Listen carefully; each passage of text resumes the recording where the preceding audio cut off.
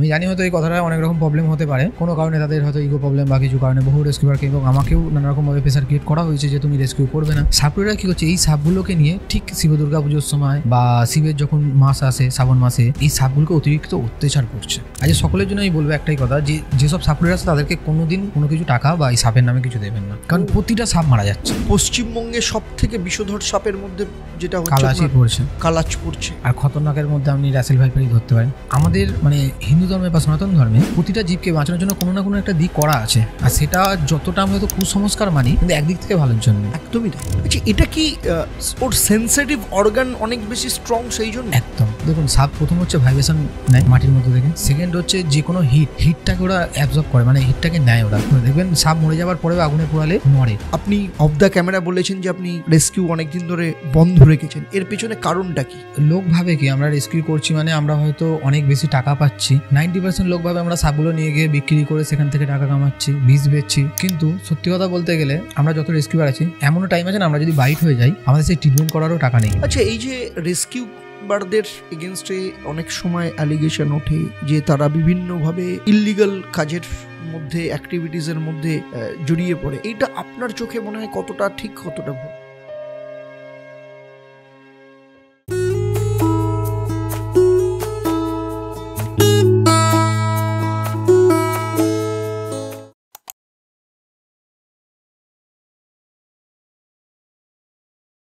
বাংলা সাহিত্য হোক, বাংলা লোকগাথা হোক কিংবা সনাতন ধর্ম হোক, প্রতিটি ক্ষেত্রেই সাপকে আলাদা করে জায়গা দেওয়া হয়েছে এবং প্রত্যেকটা ক্ষেত্রেই সাপকে মানুষের বন্ধু, সামাজিক প্রাণী এবং ধর্মে তাকে দেবতার আখ্যান দেওয়া হয়েছে। কারণ সাপকে সনাতন ধর্মে শিবের জটায় মনসার প্রতীক হিসেবে ব্যাখ্যা করা হয়েছে এবং বাংলা সাহিত্য বা লোকগাথাতে প্রচুর এরকম ঘটনা, গল্প, সমস্ত কিছু রয়েছে যেখানে সাপ সবসময় মানুষের পাশে থেকেছে। কিন্তু বাস্তব জীবনে মানুষের সাথে কোথাও না কোথাও সাপের শত্রুতা দেখা গেছে। মানুষ ভয়ে হোক, অজ্ঞানতার কারণেই হোক বা অজান্তে সবসময় সাপের যেমন ক্ষতি করেছে, তেমনি কখনো কখনো সাপের কামড়ে প্রচুর মানুষের প্রাণও গেছে। তাই আজকে দ্য দেবদত্ত শোয়ে আমরা এমন একজন মানুষকে আপনাদের সাথে পরিচয় করিয়ে দেব, যিনি তার জীবনের দীর্ঘ সময় ধরে সাপ নিয়ে কাজ করেছেন। কোথাও কোথাও গিয়ে তিনি সাপকে রেস্কিউ করেছেন এবং পরম যত্নে সাপকে তার নিজের জায়গায় ছেড়ে দিয়ে এসছেন এবং এমন অনেক সময় মানুষকে তার চরম বিপদ থেকে রক্ষা করেছেন, অর্থাৎ সাপের হাত থেকে বাঁচিয়েছেন। তাই চলুন আর দেরি না করে আপনাদের সবার সাথে পরিচয় করিয়ে দিই এমনই একজন মানুষ, সমীরণ বারিক। সাপ নাম শুনলেই কীরকম একটা মানুষের মধ্যে শিরশিরানি, আতঙ্ক একটা থাকে। আমার প্রথম প্রশ্ন, আপনার দীর্ঘদিন ধরে সাপের সাথে বাস করা বা সাপকে নিয়ে কাজ করার অভিজ্ঞতা আছে, সেই জায়গাটাতে বলি, সাপ মানুষের বন্ধু না মানুষ সাপের বন্ধু? সাপ মানুষের বন্ধু, মানুষ কোনোদিনই সাপের বন্ধু নয়। আচ্ছা, যদি এটা বলি, মানুষ হচ্ছে সাপের শত্রু। আচ্ছা, সাপ দেখলেই, সাপ যে নামটা বললেন না, আতঙ্ক, একদম সাপের নাম থেকেই মানুষের ভয়। হোক সেটা নির্বিষ কিংবা বিষধর, এটা আমাদের একটা ট্যাগলাইন ছিল। তো বিষধর হোক বা নির্বিষ, সাপ নামটা থেকেই মানুষের ভয়। সাপ মানেই ভয়ের জিনিস। এমনও এখনো আছে দেখবেন রাত্রিবেলায় সাপ বলতে নেই, লতা বলতে হয়, নাকি সাপ বললে সে ক্ষতি হতে পারে। এই চিন্তাধারা এখনো মানে আজকে এই যুগে দাঁড়িয়েও কিন্তু এটা চলছে। আর তাহলে সেই দিক থেকে কোনোদিনই মানুষ সাপের বন্ধু হতে পারে না, সাপ মানুষের বন্ধু। অথচ সাপ কিন্তু মহাদেবের সঙ্গী, ঠিক আছে, এবং মহাদেবের মানস কন্যা সাপ। তো সেই জায়গাটাতে দাঁড়িয়ে আমাদের হিন্দু ধর্মে বা সনাতন ধর্মে সাপকে কিন্তু আমরা পুজোও করি, অথচ আবার সাপকে ভয়ও পাই। এই যে জায়গাটা, এই জায়গাটা কোথাও না কোথাও একটা কি আন্ডারস্ট্যান্ডিংয়ের সমস্যা তৈরি হচ্ছে দেখুন সাপকে নিয়ে। একদম একদম। প্রথম হচ্ছে আমরা সবচেয়ে বড় ভুল করি কি, ভয়টাকে আমরা বিজনেস, কিছু মানুষ ভয়টাকে খুব ভালো একটা বিজনেস করে। আর আমরা জানি যেখানেই ভয় সেটাই সবচেয়ে ভালো বিজনেস, মানে সোর্স অফ ইনকামের সবচেয়ে বেটার জায়গা। আমরা ভয় যেটা থেকে পাই সেটা থেকেই বিজনেস, এরকম ভূত হোক, সাপ হোক বা চাই ভগবানই হোক। ভয় আছে বলেই সেটার উপর লোক ভক্তি এবং সেখানে টাকা যত না, ইচ্ছা ভক্তির ব্যাপারটা অন্য জিনিস। জ্ঞান না থাকলে ভক্তি আসে না। যদি জ্ঞানের আগে যদি ভক্তি আসে, ওই আমাদের ক্ষেত্রে অধিকাংশ ক্ষেত্রে যেটা উচিত হচ্ছে প্রথমে জ্ঞান আসুক, জ্ঞান থেকে ভক্তিটা আসুক। কিন্তু ওই ভক্তিটা প্রথমে এলে সেখান থেকে ভক্তি থেকে ভয়টা তৈরি হয়। কিন্তু এইখানে হয়ে যাচ্ছে কি সাপের জায়গা থেকে মানে ভয় থেকে ভক্তি, ভয় থেকে ভক্তি, ভক্তিটা বা সেই জায়গা থেকে কি হচ্ছে, যেমন আমরা কি বলছি সাপ শিবের একটা মানে কি বলবো বাউন বলা হচ্ছে, এবং শিবের কন্যা হিসাবে যেটাকে আমরা মা মনসাকে শিবের কন্যা বলা হয়। কিন্তু তারপরেও আমরা সাপটাকে অতিরিক্ত ভয় পাই। কখন ভয় পাই? হ্যাঁ, এটা যদি আবার কি বলবো মানে কোনো পুজোর টাইমে হয় তখন কিন্তু সেই সাপকে আর কেউ মারছি না আমরা। আজকে এইবার সোমবার মারতে নেই, বহুদিন ধরে এই কাজের জন্য আজকে সোমবার মারতে নেই, আজকে মা মনসার পুজো মারতে নেই, ঠিক, আজকে শিব দুর্গা পুজো মারতে নেই, আজকে শিবের পুজো আজকে মারতে নেই, ঠিক। তারপরের দিনে পেলে কিন্তু আবার লাঠি পেটা করছে। মানে কোথাও না কোথাও এটাও কিন্তু একটা সাপকে কিন্তু প্রোটেক্ট করার একটা সিস্টেম তৈরি করে রেখেছে। অবশ্যই আমরা একটা জিনিস জানবো যে আমাদের মানে হিন্দু ধর্মে বা সনাতন ধর্মে প্রতিটা জীবকে বাঁচানোর জন্য কোনো না কোনো একটা দিক করা আছে। সেটা যতটা আমরা হয়তো কুসংস্কার মানি, মানে আমরা অনেকে সেটাকে কুসংস্কার মানি, কিন্তু একদিক থেকে ভালোর জন্য। একদমই তাই। আর সেই জন্য আজকে এখনো অব্দি তো কিছু সাপ বেঁচে আছে, নাহলে এটাও থাকতো না। যেটুকুনি অ্যানিমেলস বেঁচে আছে শুধুমাত্র এইটার জন্য। আর ভক্তিটা যতটা ভালো, আবার এর মধ্যে একটু খারাপ কী হয়ে যায়, কিছু মানুষ এটাকে বিজনেস করে। প্রথমে যেটা বললাম ভয় থেকেই বিজনেস। তো কী করছে কিছু সাপুরেরা আছে, যেটা নিয়ে আমরা অনেকবার এটাকে নিয়ে আটকেছি। সাপুরেরা কী করছে, এই সাপগুলোকে নিয়ে ঠিক শিব দুর্গা পুজোর সময় বা শিবের যখন মাস আসে শ্রাবণ মাসে বা নানা রকম শিবের অনুষ্ঠানের সময় এই সাপগুলোকে অতিরিক্ত অত্যাচার করছে। আচ্ছা, কীরকমভাবে? কীরকম দেখবেন বাড়ি বাড়ি সাপ নিয়ে যাচ্ছে, মা মনসার নামে টাকা দাও, মহাদেবের। ছোটবেলায় খুব দেখতাম, এখন এটা কমেছে, আমি জানি না, অনেকটা কমেছে হয়তো, কিন্তু ছোটবেলায় তো মানে মোটামুটি বাঁশি বাজিয়ে আসতো বাড়ি বাড়ি। এটা বলছি, এটা পুরোপুরি কুসংস্কার। কারণ একটা কথা ছোট্ট বলে দিই, সাপের কিন্তু কান নেই। হ্যাঁ অবশ্যই, তাহলে বিনের আওয়াজ কি করে পাবে? ঠিক। তারপরেও বিন বাজিয়ে খেলা হচ্ছে। সেরকম হচ্ছে কি এখনো বহু জায়গায় মানে এগুলো সাপ দেখতেও পায় না, একদম না, নেগেটিভ দেখে, প্রপার পুরো দেখতে পায় না, বলা ভুল, নেগেটিভ দেখে, নেগেটিভ দেখে, মানে ব্ল্যাক অ্যান্ড হোয়াইট দেখে। ওকে। তো সেই জায়গা থেকে যেখানে পুজো হচ্ছে এখনো বহু জায়গা আছে সাপ গলায় জড়িয়ে আপনার কাছে গেল, গিয়ে একটা সাধারণ আমাদের কলকাতায় হয়, এখনো কলকাতা হয়। আচ্ছা, এই যে আমাদের কলকাতার দিকে যে একটা বাবুঘাটের দিকে যে ভূতনাথ মন্দির আছে, বাগবাজারে, সেইখানেও এখনো অবধি মানে কলকাতা শহরের মধ্যে এখনো অবধি ওখানে কি হচ্ছে, যখন শ্রাবণ মাস আসছে লোকের গলা একটা করে সাপ দিয়ে দিচ্ছে, নিমতলা ঘাটের ওখানে সাপ দিয়ে দিচ্ছে যে বাবার নামে 100 টাকা দাও। ঠিক। মহাদেবের বাউন গলায় দিয়েছি 100 টাকা দাও। কিছু সেলিব্রিটি আছে তারা এই সাপটাকে নিয়ে ফটো ভিডিও ছাড়ছে। তো কিছু মানুষের, আমাদের সাধারণ মানুষরা কী ভাবছে, তাহলে এটা ভালো জিনিস, এই শ্রাবণ মাসে গলায় সাপ আসা মানে খুব ভালো, বাবা আমাকে আশীর্বাদ দেবে। আচ্ছা একটা কথা বলি, আমি আমার ছেলেকে, কেউ যদি আমার ছেলেকে কেউ অত্যাচার করে আমি কি খুশি হব? না। সাপটাকে অত্যাচার কীরকমভাবে করা হচ্ছে, ওর 20 দাঁত ভাঙা, 20 দাঁত ভাঙলে 20 দাঁত আবার তৈরি হয়ে যাবে, কিন্তু ওর 20 গ্রন্থি কাটা, যেটা কোনো দিন তৈরি হবে না। সাপটা খুব বেশি হলে 40 থেকে 50 নাহলে 80, তার মধ্যে মারা যাবে। 80 দিন খুব বেশি বলে দিলাম। আচ্ছা, তার মধ্যে মারা যাবে। যত সাপুরেদের কাছে সাপ থাকে প্রতিটা সাপই, আজ সকলের জন্য আমি বলবো একটাই কথা, যে যেসব সাপুরের আছে তাদেরকে কোনো দিন কোনো কিছু টাকা বা এই সাপের নামে কিছু দেবেন না, কারণ প্রতিটা সাপ মারা যাচ্ছে। মানে ওই 20 গ্রন্থিটা কেটে দেওয়ার জন্য কেটে দিচ্ছে। আচ্ছা, সাপের মানে আমরা যেটা জানতাম যে 20 দাঁত ভেঙে দেয় না, আচ্ছা 20 দাঁত আবার তৈরি হয়। সাপের 20 দাঁত হচ্ছে একটা সার্কেল প্রসেস, মানে না ভাঙলেও আবার নতুন করে ওদের ভাঙবেই, একটা টাইমে ভাঙবেই, নতুন করে তৈরি হবে, ওর পুরোটা ভেঙে যাবে, এটা ওদের সার্কেল চলতেই থাকে সারাক্ষণ। তো কিন্তু 20 গ্রন্থিটা কোনোদিন তৈরি হবে না, 20 গ্রন্থিটা ওরা কেটে বের করে নেয়। 20 গ্রন্থি হতে হচ্ছে আমাদের লালা, যেরকম আমাদের লালা আমাদের খাবার হজম করাতে সাহায্য করে, সেরকম 20 গ্রন্থিটা ওদের খাবার পচাতে সাহায্য করে। হাই প্রোটিন, সেই প্রোটিনটা ওদের খাবারটাকে পচাতে খুব সাহায্য করে। কিন্তু যখনই সেই 20 গ্রন্থিটা থাকছে না, তারা কিন্তু আর খাবার পচাতে পারছে না। এখানে আবার কিছু জ্ঞানী মানুষ আছেন, তারা কোশ্চেন করবেন যে তাহলে যাদের 20 নেই তারা কীভাবে খাবার পচাচ্ছে। ঠিক, তাদেরও মুখে এক ধরনের লালা আছে যেটা খাবার পচাতে সাহায্য করছে, মানে তার বডির অর্গান, মানে তার বডির একদম অর্গান সেইভাবেই তৈরি হয়েছে, তাদের সেই খাবারটা পচাচ্ছে। কিন্তু যাদের বিষ আছে তাদের বিষটাই কাজে লাগাচ্ছে এই খাবারটা পচাতে। ওকে, না এটা কিন্তু আমি তো জানি না, হয়তো অনেক ভিউয়ার্স আছে অনেকেই এটা জানি না যে 20 গ্রন্থিটা কেটে নেয়। 20 গ্রন্থিটা কেটে নেয়, আমি যেটা শুনেছিলাম, এটা ঠিক কিনা ভুল জানি না, সাপ যদি কাউকে বাইট করে তারপর সে ন্যাচারালভাবে কোথাও না কোথাও গিয়ে কোনো জায়গায় শক্ত কোথাও জায়গায় গিয়ে তার বিষ দাঁতটা ভেঙে দেয়। এটা কি সত্যি না? আচ্ছা, আমি একটা কোনো খাবার খাচ্ছি, শক্ত খাবার খেলাম বা যাই হোক আমি খাবার খেলাম, খাবার পরই কি আমি গিয়ে খাবার ছেড়ে দিন, ধরুন আমি একটা কোনো মানুষকে কামড়ালাম, আমি গিয়ে কি আবার তাকে সে আমায় কামড়ালে বিষ উঠে যাবে, বা আমি দাঁতটা কোথাও ভাঙলে কি আমার সেই এটা নষ্ট হয়ে যাবে? হবে না। সেরকম সাপেদেরও ওরকম কোনো ব্যাপার নেই। তারা এগুলো মানুষ এক একটা মানুষ এক এক রকম মানে কাহিনী তৈরি করেছে।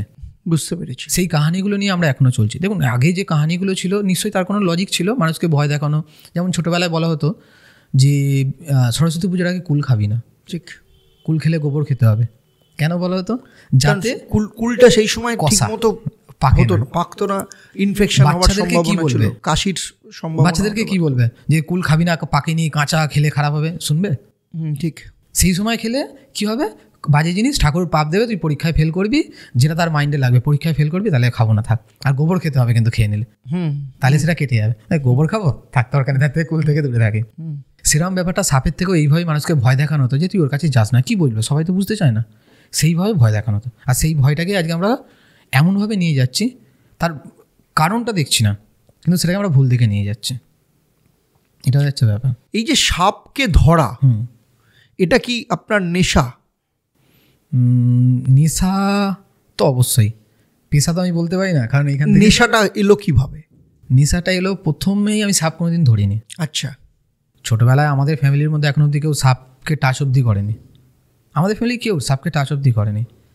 প্রথম আমার ছোটোবেলা থেকে আমি মানে খুব ছোটোবেলা থেকে আমি দিদার কাছে বড় হয়েছিলাম। আচ্ছা। তো দিদার কাছে যখন বড় হয়েছিলাম, দিদা পশু পাখি খুব ভালোবাসতো, খাবার দিত, দেখতাম। সেই জায়গা থেকে আমি একটা কাহিনী শুনে খুব বড় হয়েছিলাম। সত্যি কি মিথ্যে তার কোনো আমি সঠিক দিতে পারবো না।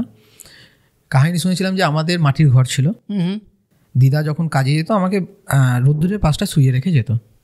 আমাদের মাটির ঘরে একটা সাপ থাকতো, যদিও আমি বড় হয়ে যখন ঘরটা ভাঙি তখন দেখতেও পেয়েছিলাম। মানে আমরা যাকে বাস্তু সাপ বলি, কিন্তু এখন বাস্তুকে অনেকে দাঁড়াসকেও বাস্তু বলে দেয়, কিন্তু আলটিমেটলি বাস্তু হচ্ছে গোখরো, ঠিক, এটাকে আমরা খরিশ বলি। কারণ খরিশ মাটির ঘরে থাকতেই পছন্দ করে। সেই হিসাবে খরিশ সাপ আমাদের যখন মাটির ঘরটা ভাঙি আমি দেখতেও পেয়েছি খরিশ সাপ ছিল, কিন্তু আমার পাশে থাকতো কি সেটা আমি গ্যারান্টি দিতে পারছি না। তো আমি এই কাহিনীটা শুনে খুব বড় হয়েছিলাম যে আমি যখন শুয়ে থাকতাম আমার পাশে অনেকবার দেখা গেছে যে গোখরো সাপটা ছিল, বসে আছে, কিন্তু আমায় বাইট করেনি। বহুবার দেখা গেছে দিদা ভয় পেতো বা প্রণাম করতো, বেরিয়ে চলে যেত। তো সেই কাহিনী শুনে বড় হয়েছি, তখন এত নলেজও আমার নেই সাপ কী করতে পারে না পারে। তো বড় যখন হই, সাপের প্রতি বা কোনো পশুর প্রতি অতটা ভয়ও ছিল না। আর আমরা যেরকম আমাদের সনাতন ধর্মে যেটা বলা হয় কোনো না কোনো ঠাকুরের দোধ ধরা হয়, সেরকম আমিও মহাদেবের দোধ ধরা। আচ্ছা। তো সেই হিসাবে একটা মানে চলতেই থাকে যে হ্যাঁ তার মানে আমার সাপ কামড়াবে না।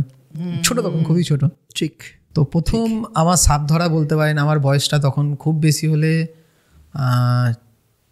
5 বছর। আচ্ছা। খুবই ছোটো তখন। আচ্ছা। মাঠে তখন আমরা জলায় খেলতে যেতাম, বর্ষাকাল হলে জলায় খেলতে যেতাম, জল হতো, অল্প অল্প জল হতো, খেলতে যেতাম, আর ক্যাংড়া ধরতে যেতাম। কাঁকড়া শামুক হতো, সেই গর্ত থেকে হাত ঢুকিয়ে ধরতাম, ভালো লাগতো ধরে দাঁড়া লক করে দেওয়া। সেই ধরতে গিয়ে একবার সাপ ধরে ফেলি প্রথম। আচ্ছা। 4 থেকে 5 বছর বয়স হবে তখন প্রথম সাপ ধরা। সেটা কি সাপ ছিল? কি সাপ ছিল সেই টাইমে আর মনে নেই, বাট এইটুকুনি মনে আছে ফোনা তুলেছিল। আচ্ছা। এখন সেটা থেকে যদি বলি তাহলে কেউটেই হবে, কারণ মাটির নিচে কেউটেই এদিকে, তো কেউটেই হতে পারে, ধানি জমি বা কেউটেই হতে পারে। আর জল জমেছিল, এতটা মতো জল ছিল। তারপর আমার সাপ ধরা হয় যখন আমি 5-এ পড়ি। আচ্ছা। তখন একটা জালে একটা সাপ আটকে যায়। তখনও এই মাইন্ড সেট আপ রয়েছে যে সাপ আমায় কামড়াবে না। প্রায় 2-3 দিন গিয়ে ওর কাছে গিয়ে খালি বলি যে আমায় দাঁড়া আমি ছাড়িয়ে দিচ্ছি, ও ফসফস করছে। আলটিমেটলি বিশাল বড়, আমার থেকেও বড় তখন, 5-এ পরিমাণে আমার হাইট খুব বেশি হলে 4 ফুট হবে, 4 ফুটও না 3.5 ফুট হবে, আমার থেকেও বড় সাপটা। তার কাছে গিয়ে কদিন ধরে বলছি যে আমায় দাঁড়া তোকে ছাড়িয়ে দিচ্ছি, কারণ জালটা নষ্ট করবো না, একটা ফাঁদি জাল। তো সেই জায়গা থেকে সাপটা 3 দিনের মাথায় গিয়ে আমি সাপটাকে মাথাটা ধরে জালটা কাটি। প্রথম আমার সাপ রেস্কিউ। আচ্ছা। জাল কেটে সাপটাকে যখন জালটা কাটছিলাম তখন ফিল করিও কোনো রকমভাবে কোনো মুভমেন্ট করলো না। তার আগে অত ফসফস করেছে, কিন্তু জালটা যখন কাটছিলাম কোনো রকম মুভমেন্ট করলো না ওকে টাচ করার পর। আচ্ছা। টাচ করার আগে অবধি মুভমেন্ট করেছে, অনেক ফসফস করেছে, অনেক কিছু করেছে, ধরার পর থেকে আর কোনো রকম কোনো কামড়ানোর মুভমেন্ট বা কিচ্ছু করেনি, সিম্পল আমার হাতে বসেছিল। সেই থেকে আমার মাইন্ড সেট আপ হলো কি নিশ্চয়ই তার মানে আমি শিবঠাকুরের দোধ ধরা বলে আমি কামড়াচ্ছে না। ঠিক, একটা মানে আমার কনফিডেন্স চলে এসেছিল, কনফিডেন্স হয়তো একদম কুসংস্কারই বলতে পারেন এখন যেটা বুঝি। তো সেইখান থেকে আমার প্রথম শুরু সাপ ধরা। তারপরে পাড়ায় যত টুকটাক সাপ বেরোতো আমি চলে যেতাম, এই মারবি না, তারা আমি ওকে সরিয়ে দিচ্ছি, কিচ্ছু জানি না তখন সাপের সম্বন্ধে, আমি মারবি না, আমি সরিয়ে দিচ্ছি বলে পাড়ায় টুকটাক এরকম চলতেই থাকলো। হতে হতে কি মন গেল, আমি ওটাকে একটু এটা সম্বন্ধে আরও নলেজ গেইন করতে শুরু করলাম গুগল থেকে। তখন ইউটিউবে এত ভিডিও বলতে গেলে ছিলই না, যা ছিল টুকটাক, মানে একদম টুকটাক ভিডিও। আর ইউটিউব তখন একদমই নতুন নতুন, কেউ ইউটিউবে অত ভিডিও বানায় না। ফরেস্ট ডিপার্টমেন্টে তখন কন্ট্যাক্ট করলাম। আচ্ছা, ফরেস্ট ডিপার্টমেন্টের সাথে কথা বললাম যে এরকম সাপ নিয়ে নলেজ জানা, কিছু কিছু লোকের সাথে কথা বললাম। তবে একটা দুটো ভিডিও ছিল কিছু কিছু পুরনো তাদের ভিডিও দেখলাম যে তারা কী করছে করতে করতে আমি এইভাবে আরও সাপ ধরতে আরম্ভ করলাম, বা ওর সম্বন্ধে আরও নলেজ করতে লাগলাম। কিছু টুকটাক বইও দেখলাম যে সাপের কীভাবে তাকে করছে, এবং ওর সাথে থাকতে থাকতে ওকে আরও ফিল করতে আরম্ভ করলাম, মানে একটা সাপ ধরতে গেলেও কী মুভমেন্ট করছে, সেই ফিল করতে হতে যত নতুন নতুন দিন যাচ্ছে তত ওদেরকে আরও ভালো ফিল করতে পারছি। করে আস্তে আস্তে ওটাকে, মানে একটা টাইম এমন হয়ে গেল যে ওরা হচ্ছে আমার নেশা হয়ে গেল। আচ্ছা, যে ওকে বাঁচাবোই, যেমন করে ওকে বাঁচাবো, সে রাত হোক দুপুর হোক যাই হোক ওকে বাঁচাবে, রাত্রি 2টো 3টে সবসময় ওকে বাঁচানোর জন্য ছোটো। এইভাবে আস্তে আস্তে এগিয়ে গেল। না, যেমন ধরুন সাধারণভাবে আমি যদি আমার কথা বলি, আমার মানে সাপ ধরার এক্সপিরিয়েন্স হচ্ছে অন্যরকম, মানে বিষধর সাপ নয়। ধরুন পুকুরে স্নান করতে গেছি, জলদরা সাপ রয়েছে, তো সেই জলদরা সাপ যাচ্ছে, সেই জলদরা সাপকে জল থেকে বার করলাম, করে তাকে দেখে আবার সেই সাপকে জল খাওয়ানোর মতো আবার ছেড়ে দিলাম। এই এক্সপিরিয়েন্স ছোটোবেলায় মোটামুটি কম বেশি সবারই রয়েছে, এইগুলো থাকে। হ্যাঁ, ছোটোবেলায়। তারপরে ধরুন এরকম গেছে, এরকমও আমারও এক্সপিরিয়েন্স রয়েছে। ধরুন সাপে তেলাপিয়া মাছ ধরেছে, আচ্ছা, সেই তেলাপিয়া মাছটাকে সাপ থেকে ছাড়িয়ে সেই তেলাপিয়া মাছটাকে রেস্কিউ করলাম, জলে ছেড়ে দিলাম। কিংবা সেই তেলাপিয়া মাছটা হয়তো মরে গেছে, সেই তেলাপিয়া মাছটাকে নিয়ে এলাম, সাপের মুখ থেকে নিয়ে এসে বাড়িতে নিয়ে এসে রান্না করলাম, খেয়ে নিলাম। এই এক্সপিরিয়েন্স আছে আমার। দেখুন এরকম বহু মানুষ ছোটোবেলায় এটা কম বেশি, আজকে যারা শুনছে অনেকেরই এই ধরনের, বিশেষ করে যাদের গ্রামে যারা বড় হয়েছে তাদের এই এক্সপিরিয়েন্স আছে, একদম আছে। বাট শহরের এরা নেই, তারা ভাবে এটা কি করছে, এটা কি করছে। হ্যাঁ ঠিক। তো গ্রামের এই বহু রকম এক্সপিরিয়েন্স আছে। আর গ্রামের মানুষরা সাপকে হয়তো ভয় পায় না। দেখবেন আমরা যেমন সাপ বাঁচাচ্ছি, প্রতিটা গ্রামে একটা কি দুটো করে লোক আছে যারা সাপ মারার জন্য এক্সপার্ট হয়। হ্যাঁ, ওকে ডেকে আন, ও সাপটা মারবে, ও সাপ মারবে, ওকে ডেকে আন। ও হচ্ছে সাপ মেরে কাঁধে করে নিয়ে চারদিকে ঘুরে বেড়াবে। একটা জিনিস কি জানেন তো, আমি ভয় প্রথমেই বলেছিলাম, এই সাপ এমন একটা জিনিস যে মারতে পারে বা যে ধরতে পারে না, সে পাড়া একটা হিরো টাইপের হয়ে যায় একদমই। আর 90% মানুষ সাপ রেস্কিউ করতে এসছে, হয়তো শুনলে অনেকে বলবে তার মানে তুমি এসেছিলে। দেখো আমি যেভাবে এসেছিলাম সেটা আলাদা, হয়তো একটা টাইমে আমিও ভেবেছিলাম হ্যাঁ চলো হতেই পারে, যখন মানুষ আমায় ভালো বলছে বা বাঁচাচ্ছি হতে পারে। 90% মানুষ সাপ রেস্কিউ করতে আসে বা তাকে বাঁচাতে আসে শুধুমাত্র একটা ফেম পাওয়ার চক্করে।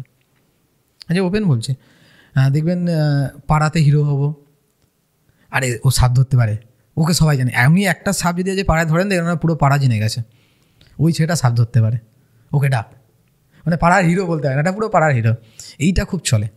আর তার ফলে আস্তে আস্তে মানুষ আছে, আর যারা বাইট খেয়ে মারা যায়, একটা টাইম পর তারা বাইট খেয়ে মারা যায়, কারণ তারা ওই ধরতেই জানে, তার সম্বন্ধে আর নলেজ নিচ্ছে না। এটা সবচেয়ে বড় চাপ হয়। ঠিক, আমি যে কাজটা করব, আমি একটা জিনিস জানি, সেই কাজটাকে 100% দিয়ে করবো, তবেই করবো। তার সম্বন্ধে আগে জানবো, না জেনে যদি আমি করতে হয় তাহলে কিন্তু আমার বিপদ। আমি সবাইকে বলি তোমরা রেস্কিউ করতেই পারো, বহু লোককে বলি তোমরা অ্যানিমেলস নিয়ে কাজ করছো করো, কিন্তু আগে তার সম্বন্ধে জানো, কারণ এটা এমন একটা জিনিস, এটা হচ্ছে মানে মৃত্যুকে নিয়ে খেলা, একটু ভুল মানে মারা যাবে। যেমন আমি আমার লাইফে এখন অবধি 7বার বাইট হয়েছে বিষধর সাপের। আচ্ছা, নির্বিষ নয়, বিষধর সাপে 7বার বাইট হয়েছে। গোখরোর 3বার, কেউটে 3বার, চন্দ্রবোড়ার 1বার।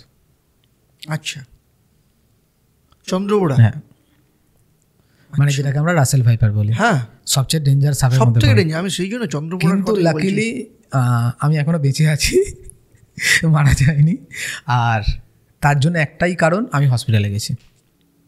হ্যাঁ, আমি হসপিটালে গেছি, আর করতাম না কোনো, মানে অন্য কোথাও নয়, সিধে হসপিটাল। না, এটা ধরুন আমার ছোটোবেলার আমি এক্সপিরিয়েন্সের কথা বলি, আপনিও একমত হবেন।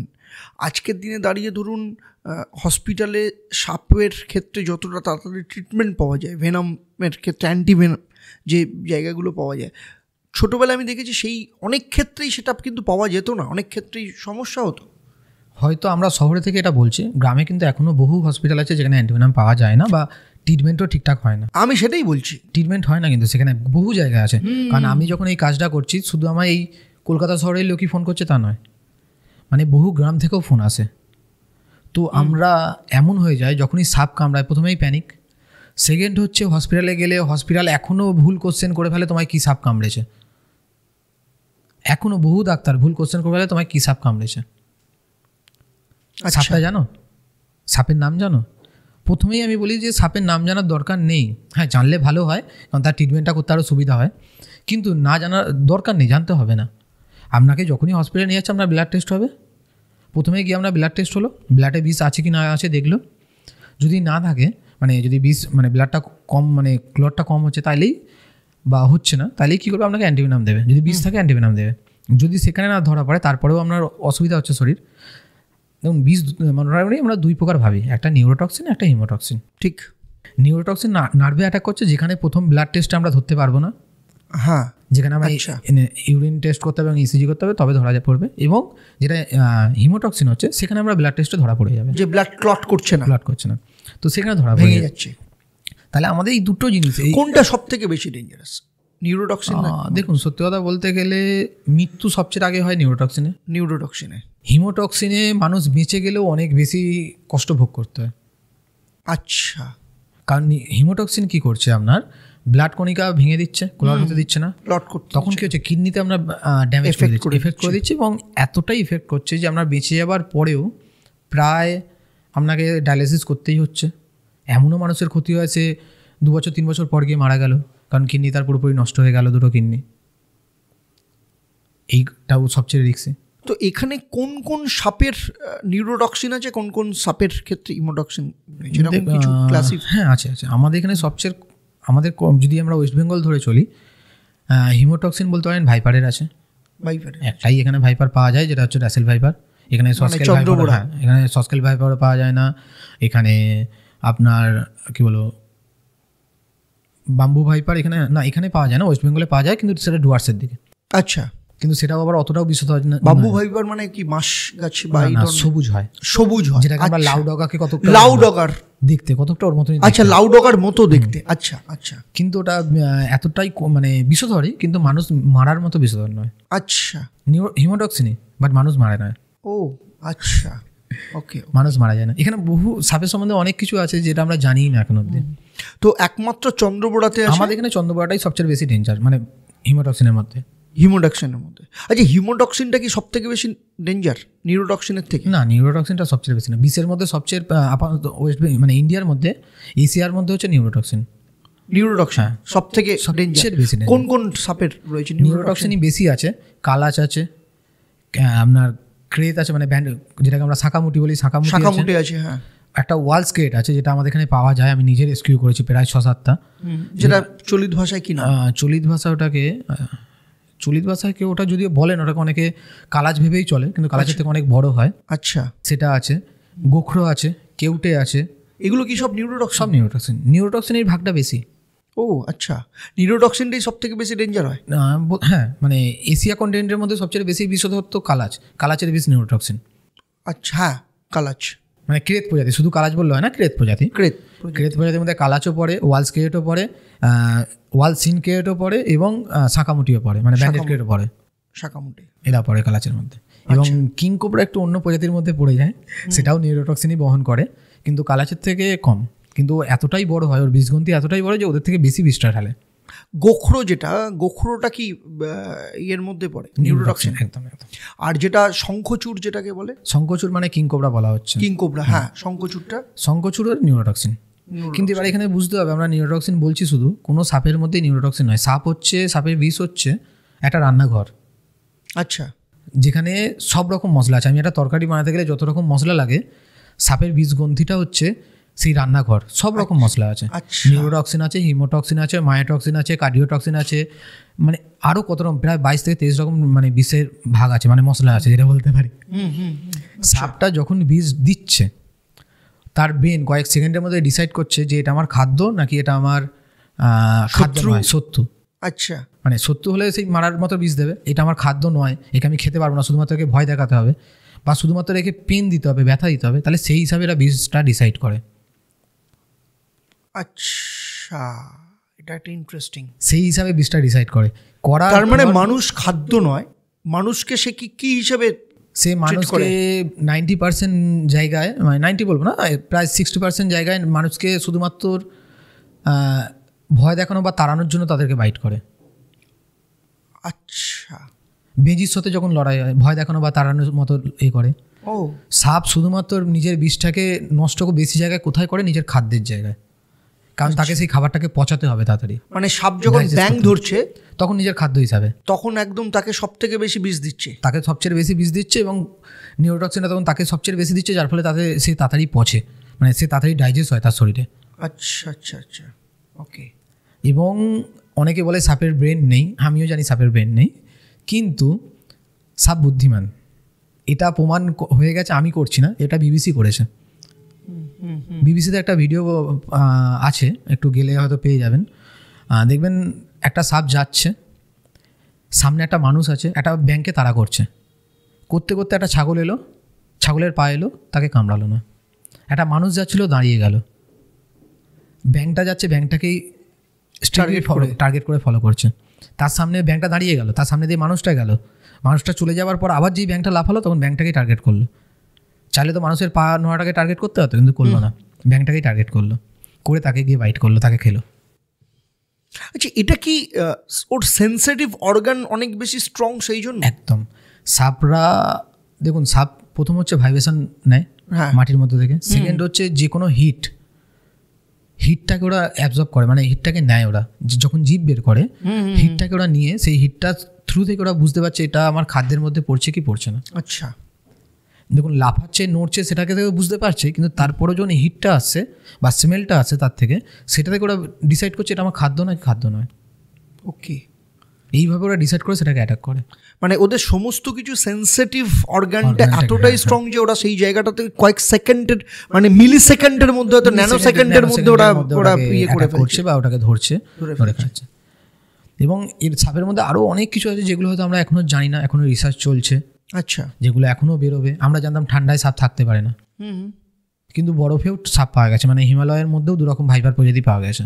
আচ্ছা, না সাধারণভাবে আমাদের জানা যে শীতকালে সাপ বেরোবে না, কারণ সাপের রক্ত ঠান্ডা, সাপ শীতকালে বেরোতে পারে না, কিন্তু গ্লেসিয়ারের মধ্যে দুরকম ভাইপার প্রজাতি পাওয়া গেছে। গ্লেসিয়ারে তো আছেই সাপের ক্ষেত্রে আমি শুনেছি এরকম এটা রিসেন্টলি, মানে আমি প্রকাশ পাওয়া গেছে 2 বছর আগে, এটা মানে হয়েছে। না সেটা কি ওই মানে ওই জায়গায় থাকতে গিয়ে নিজের অভিযোজন করে ফেলেছে সাপ? একদম একদম একদম। এটা কয়েকশো কোটি বছর ধরে এরা নিজেকে চেঞ্জ করে। অনেকে বলে যে সাপ কি বলবো, নিজেকে চেঞ্জ করে নিয়েছে, এটা নতুন প্রজাতি। আমরা অনেকেই বলে ফেলি যে একটা সাদা সাপ দেখলাম এটা নতুন প্রজাতি, একটা অন্যরকম একটু দেখতে দেখলাম এটা নতুন প্রজাতি। কোনো প্রজাতি না, একটা প্রজাতি মানে তাকে তার ডিএনএ চেঞ্জ বা তাকে পুরোপুরি চেঞ্জ হতে হলে কয়েকশো কোটি বছর লাগে। এই 2-3 দিন বা 2 বছর, 100 বছর, 500 বছরের মধ্যে হতে পারে না। সে একটা জায়গাকে নিজেকে চেঞ্জ করছে, নিজের পুরোপুরি নিজের অ্যাটমসফিয়ারকে চেঞ্জ করছে, তার জন্য কয়েকশো কোটি বছর লাগে, যেটা হয়তো ওই বরফে থাকতে থাকতে তারা করেছে। হয়েছে। নেচার আমাদেরকে যে কোনো পশু দিয়েছে। আমি বারবার বলি, অনেকে বলে দাদা তুমি এত জ্ঞান দিচ্ছ, তাহলে তুমি মাছ মুরগি খাও কেন? এই কোশ্চেনটা খুব আসে আমার কাছে, হয়তো এখন বলার পরেও কোশ্চেন আসতে পারে। আমি তাদের জন্য বলতে চাই একটাই, যে দেখুন আমরা যেগুলো খাই সেগুলোকে আমরা চাষ করি, আমাদের হাতে কন্ট্রোল আছে, সেটাকে পুরোপুরি আমাদের হাতে কন্ট্রোল থাকে, কমানো বাড়ানো বা তার প্রোডাকশান আমাদের হাতে। আমি বলছি না যে আমি কাউকে খেতে বলছি, একদমই নয়, সেটা তার পার্সোনাল লাইফ, সে খাবে কি খাবে না। আমার পছন্দ আমি খাচ্ছি, তার পছন্দ নয় সে খাবে না, কোনো প্রবলেম নেই, কিন্তু সেটা আমাদের হাতে কন্ট্রোল, তার প্রোডাকশান। কিন্তু বন্য অ্যানিমেলসের কি প্রোডাকশান আমাদের হাতে কন্ট্রোল আছে? না, একদমই না। বন্য অ্যানিমেলস যদি কমে যায় আমরা মারা যাব অবশ্যই। তার জন্য আমরা মানা করি যে বন্য অ্যানিমেলসকে খাবেও না বা তাকে পুষবেও না। আমি দেখুন আজকে মশা, অনেকে মশাকে বলে সব মশা মেরে দাও। মশা যদি মারা যায় 2 ধরনের অর্কিড হওয়া বন্ধ হয়ে যাবে। আমরা সবাই জানি যে ফিমেল মশারাই রক্ত নেয়, কারণ তাদের ডিমটাকে ফার্টিলাইজ করতে হবে, তার জন্য ওরা রক্ত নেয়, ব্লাড দরকার পড়ে, তাই জন্য তারা রক্ত নিচ্ছে। কিন্তু মেল মশারা তো রক্ত নেয় না, ফলের রস খায়। কিন্তু মশারা তার সাথে সাথে যখন ফলের রস বা ফুলের রস খেতে হয়, 2 ধরনের অর্কিড আছে, সেই অর্কিডগুলো অন্য কেউ তার রস খায় না, শুধুমাত্র মশারাই নেয়। আচ্ছা, সেই অর্কিডগুলো হওয়া বন্ধ হয়ে যায় পুরোপুরি। ওকে। তো সেই কারণে মশাটাকেও দরকার। আমাদের নেচারে যে জিনিস দিয়েছে সেই প্রতিটা জিনিসই কিন্তু আমাদের নেচারটাকে কন্ট্রোল রাখার জন্য দিয়েছে, মানে বায়োডাইভার্সিটি একটা কন্ট্রোল রয়েছে, ওকে খাবে। তার মধ্যে কোনো একটা পার্টিকুলার জীবকে যদি আমরা চাই পুরোপুরি শেষ করে দেবো, তাহলে পুরোপুরি সেই বায়োডাইভার্সিটি নষ্ট হয়ে যাবে এবং ইফেক্টটা আমাদের উপর দেখা দেবে। ঠিক। মানে আমাকে বহুবার এই কোশ্চেন এসছে আমার কাছে, তাহলে দাদা যেখানে আমাদের আন্টার্কটিকায় তো সাপ নেই, তাহলে সেখানে বায়োডাইভার্সিটি চলছে কি করে, সেখানে মানুষ বেঁচে আছে কি করে? না, সেখানকার মতো করে সেখানে সেখানকার মতো করে সেই জায়গাটা, অভিযোজনটা সেই অনুযায়ী তৈরি, জায়গাটাকে সেইভাবেই তৈরি হয়েছে, সেই জায়গাটাতে সেইভাবেই তৈরি হয়েছে। আজকে গ্লেসিয়ার অনেক বাস্ট করে, এর সবচেয়ে বড় কারণ হচ্ছে ওখানকার পশু কমে যাওয়া। মানে ওখানে ধরুন ছাগল কমে গেছে, ওখানে যেসব ছাগল থাকতো, ভল্লুক থাকতো, তারা কমে গেছে। কারণ হচ্ছে কি, ছাগল কি করছে, ঘাস খাওয়ার জন্য বরফ খুঁড়তে হচ্ছে। ওখানে ইঁদুর থাকতো, তারা কি করতো, বরফ খুঁড়ে খুঁড়ে জায়গাটাকে, মানে নিচে যে গ্লেসিয়ার জমা থাকতো সেটাকে ফাঁকা করছে, যার ফলে যে গ্যাসটা তৈরি হচ্ছে সেই গ্যাসটা বেরিয়ে যাওয়ার অপশান পেত। কিন্তু এখন আর সেটা হচ্ছে না, অনেক জায়গায় কমে গেছে। সেই গ্যাসটা তখনই যেখানে নিচে জমছে, বাস্ট করছে, গ্লেসিয়ার ভাঙছে। তারপর তো আমরা রয়েছি, জানি যে পরিমাণে আমরা গাছ কাটছি, আলটিমেটলি হবেই, গলবে, কিছু করার নেই। তো এখানে একটা প্রশ্ন হচ্ছে, এই যে ধরুন সাপের ক্ষেত্রে আজকের দিনে কি সাপের প্রজাতি বেড়েছে না কমেছে? এই কোশ্চেনটা বহু মানুষরা আছে। দেখুন, সাপের প্রজাতি কমেছে, আচ্ছা, কিন্তু তারপরেও মানুষ বলে বেড়েছে, কারণ তারা বেশি দেখতে পাচ্ছে। সাপের জায়গায় আমরা চলে যাচ্ছি, এবং যেটুকুনি ওরা জায়গা, একটা সাপকে থাকার জন্য তো নিশ্চয়ই একটা ছোট্ট এইটুকুনি জায়গার মধ্যে আমি 100টা সাপ রাখতে পারি না। বা ধরুন একটা 10x10 জায়গার মধ্যে আমার খুব বেশি হলে কটা সাপ থাকবে, 2টো, তাও একটা টাইম অবধি। একটা সাপের সারা লাইফে মোটামুটি 3 থেকে 5 কিলোমিটার রেডিয়াস তারা কভার করে। আচ্ছা, এইটার মধ্যে তারা কভার করে সারা লাইফে, তার থেকে বেশি কিন্তু যায় না। ও আচ্ছা, ওইটুকু জায়গার মধ্যে 5 কিলোমিটার মধ্যে ঘোরাফেরা করে। এবার যদি সেই জায়গাটা কোনো কারণে পরিষ্কার হয়ে যাচ্ছে বা থাকার অপশান, তখন বাধ্যতামূলক অন্য জায়গায় যেতে হচ্ছে। যখন অন্য জায়গায় যাবে, সেখানে তার প্রেডিটার আছে, অন্য কোনো সাপ আছে সেই এরিয়াটায়, সে কেন নিজের জায়গাটা ছাড়বে? সে তখন তার সাথে লড়াই করবে, হয় এ মরবে নাহলে ও মরবে। তো এই করে করে তো সাপ প্রথমত কমছে জায়গা কমার জন্য। সেকেন্ড হচ্ছে, মানে ওখানেও এলাকা দখলের লড়াই। একদমই আমরা মানুষরা হচ্ছে কি, যার টাকা দিয়ে জায়গা কিনছি, কিন্তু ওদের কাছে তো সেটা নয়, ওরা হচ্ছে এলাকা দখল। এখানে একটা মজার জিনিস আছে, আমি বলি তার আগে। আমরা সবাই সাপের জোর লাগা দেখেছি না? হ্যাঁ, আমরা বলি শঙ্খ লেগেছে, হ্যাঁ ঠিক, গামছা দিয়ে দাও। ঠিক ঠিক ঠিক, এই গামছাটা যে কোনো কাজে নিয়ে গেলে ভালো হবে, ভীষণ ভীষণ। আচ্ছা, শঙ্খ লাগা মানে আমরা কি জানি? দুটো সাপের মিলন। হ্যাঁ, কিন্তু আমরা যেগুলো দেখি একটাও মিলন নয়, সব কি লড়াই? সব লড়াই। ও, হয় জায়গা দখলে, নালে ফিমেল দখলে, ফিমেলের জন্য। আচ্ছা, হয় জায়গা দখল, নালে ফিমেল। এই দুটো কারণে ওরা লড়াই করে। পশুরা লড়াই করে একটা কারণে, হ্যাঁ, খাদ্যের জন্য। খাদ্য মানে কি, জায়গাটা, এই জায়গাটা আমার হলেই তাহলে আমি খাদ্য পাবো। আর 2 হচ্ছে ফিমেল, নিজের বংশ বিস্তার করার জন্য। এটা তো খুব বেশি, মানে মহিলাদের জন্য লড়াই, এটা খুব বেশি দেখা যায়। মানুষরাও করে, গন্ডারদের মধ্যে সব থেকে বেশি দেখা যায়, গন্ডারদের মধ্যে করে। আমরা মানুষরাও তো করছি।